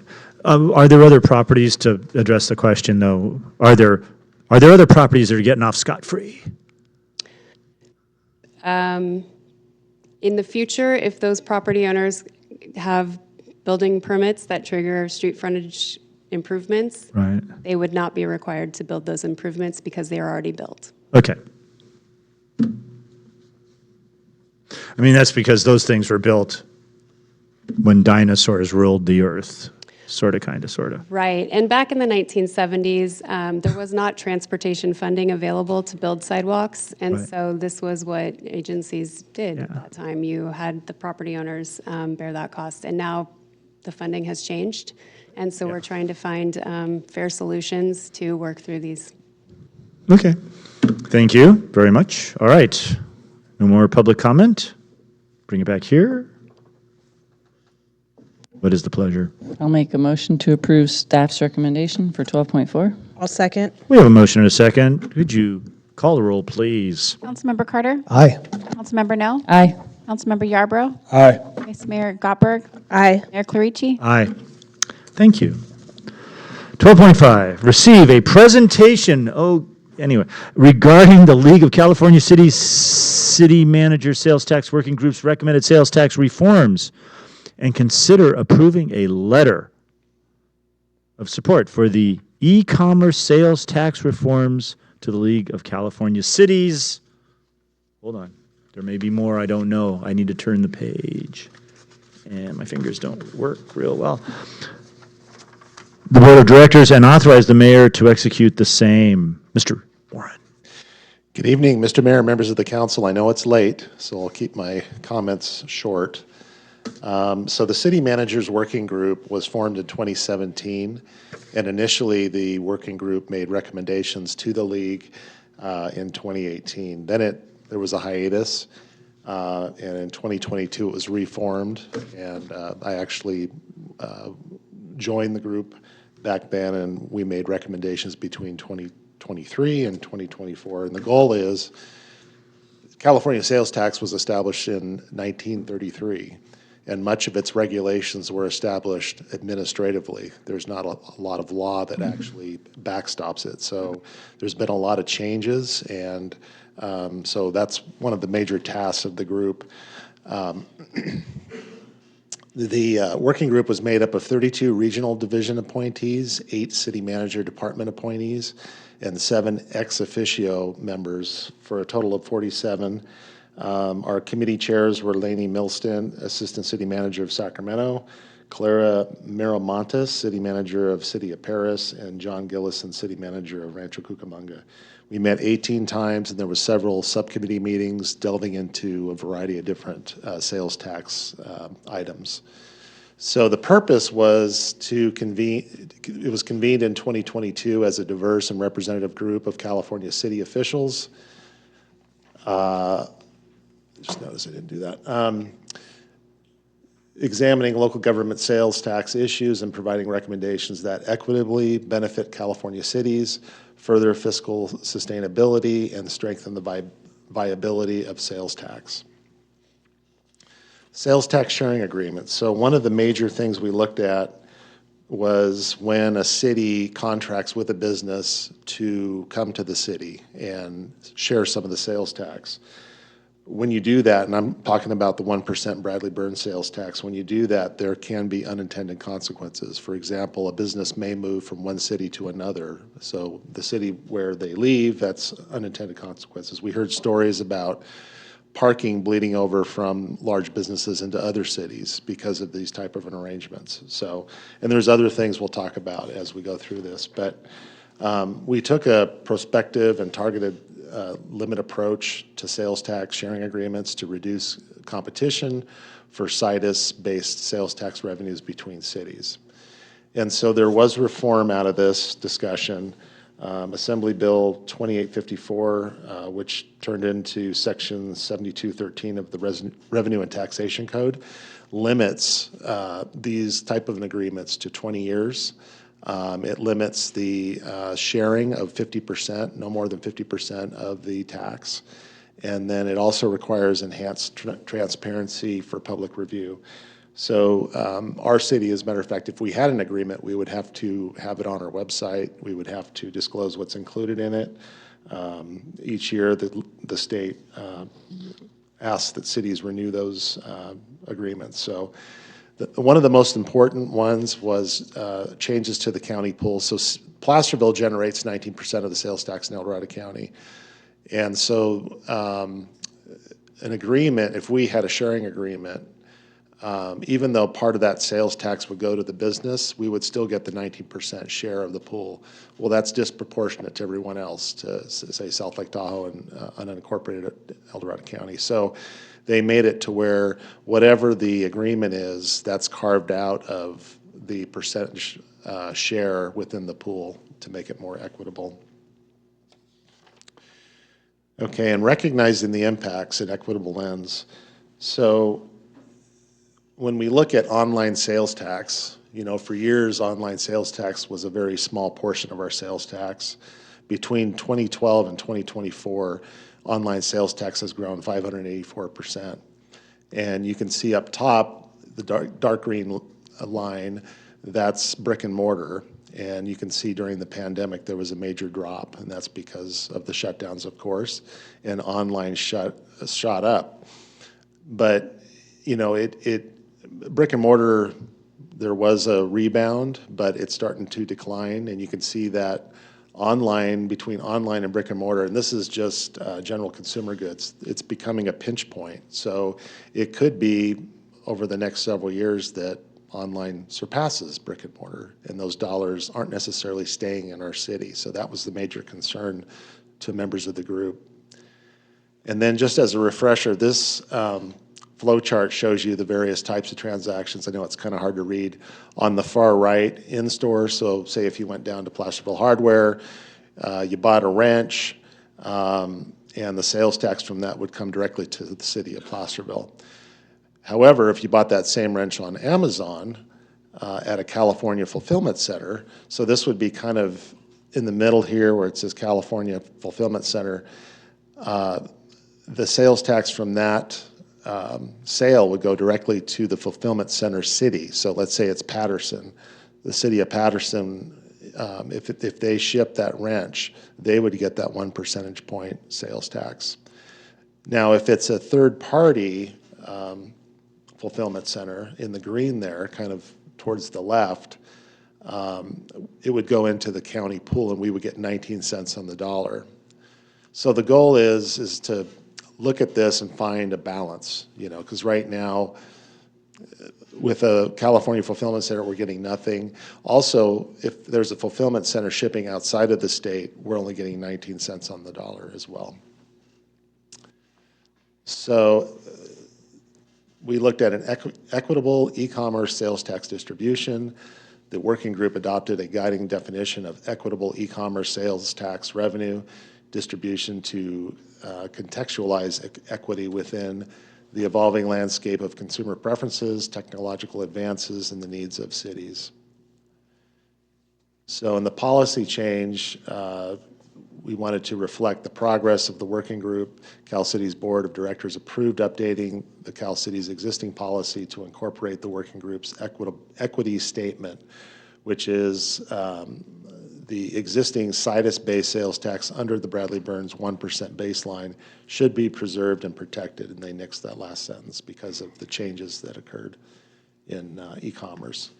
So the major considerations of equity include the equitable allocation of sales tax revenues from e-commerce, recognizing both sides of the transaction, meaning where the good is being shipped and where it's being received, and their contribution to sales tax generation.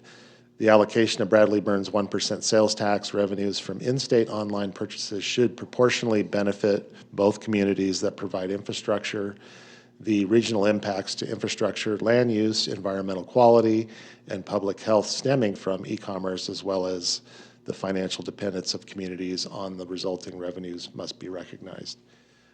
Changes to consumer behaviors must also be considered as to the fiscal sustainability of all cities, and city officials should account for these factors in evolving marketplace and strive for prospective, fair, and equitable revenue sharing based on data as available.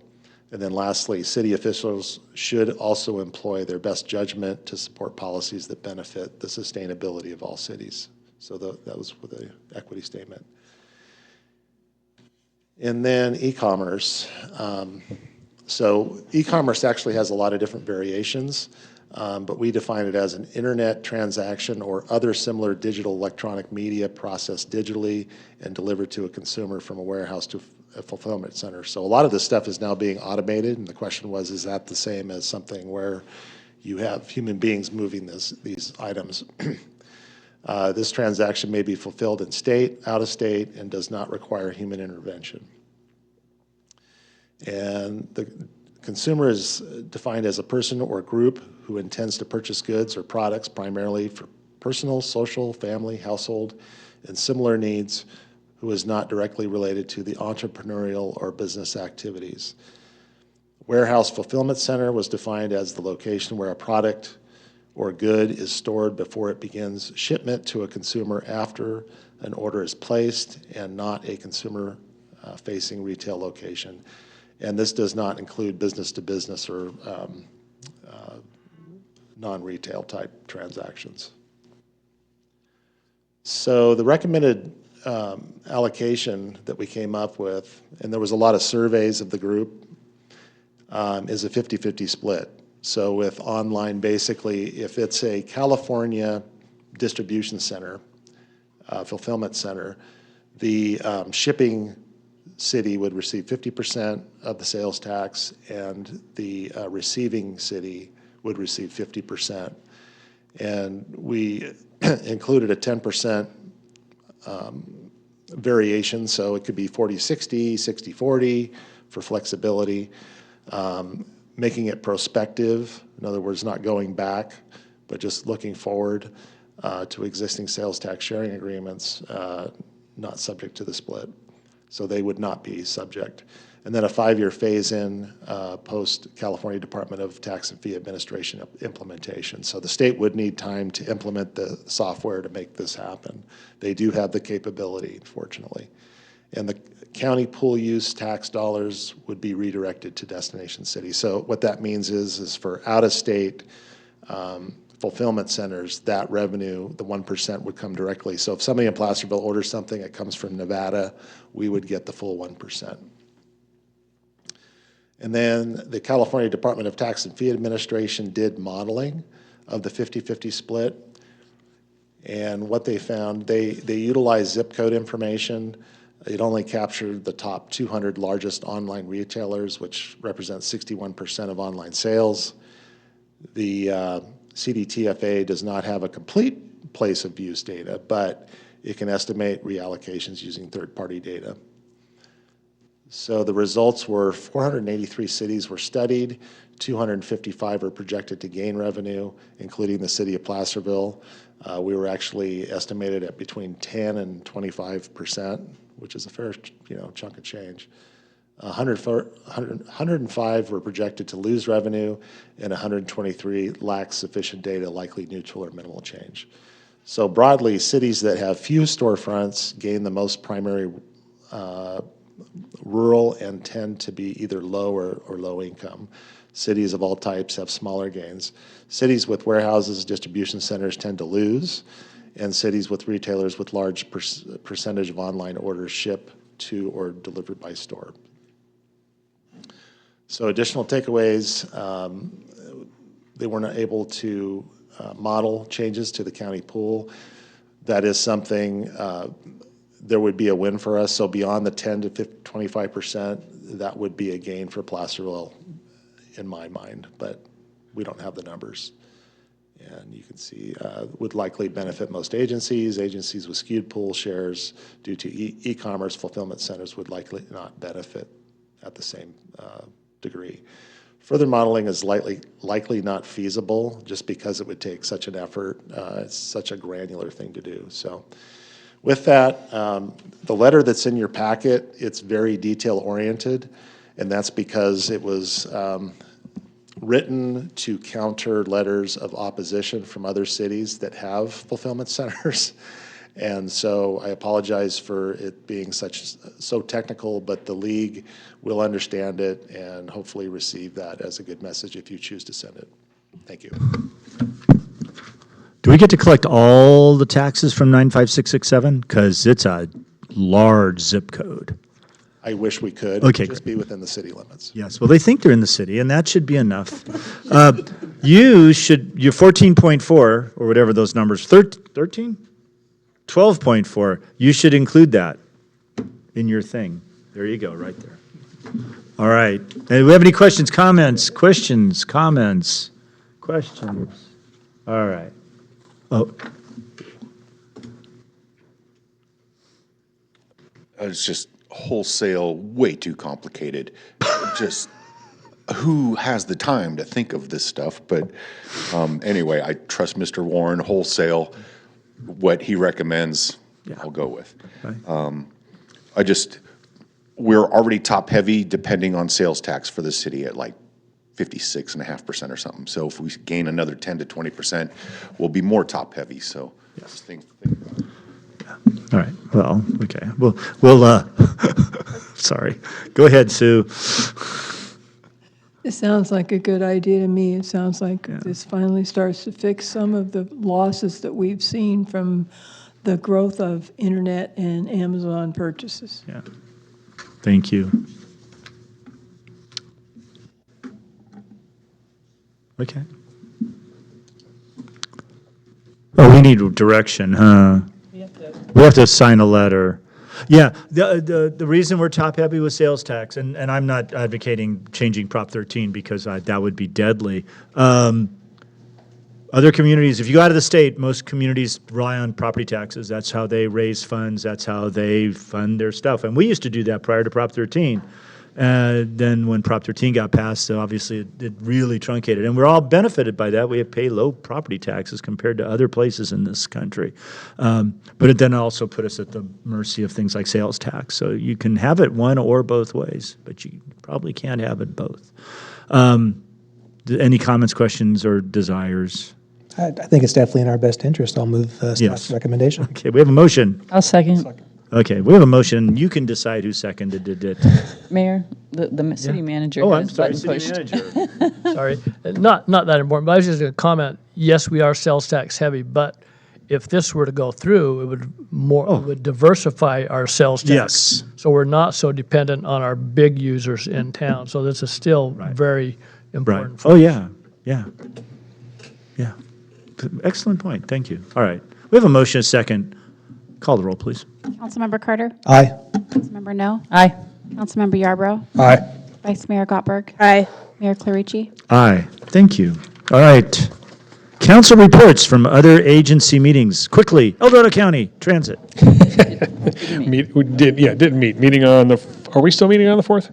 I'm going to go for you. No, okay, that's right. We Neither actually- agency is meeting September 4th. That's right, we So are. the meetings will be the first Thursday in October. Gotcha, okay.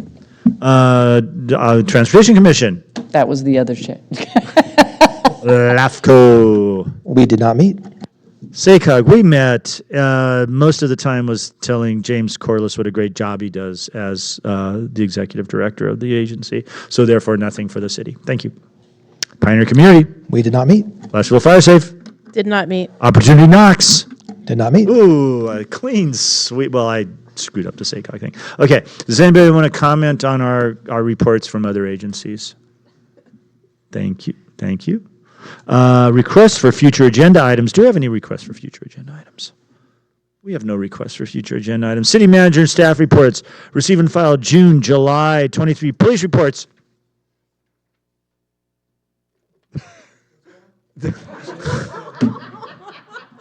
It's about the police stats? Yes. You live in a safe community, you have a great police department, and their chief is pretty good as well. Everything, they didn't burn the place down while I was on my medical leave. That's what these stats reflect. Okay.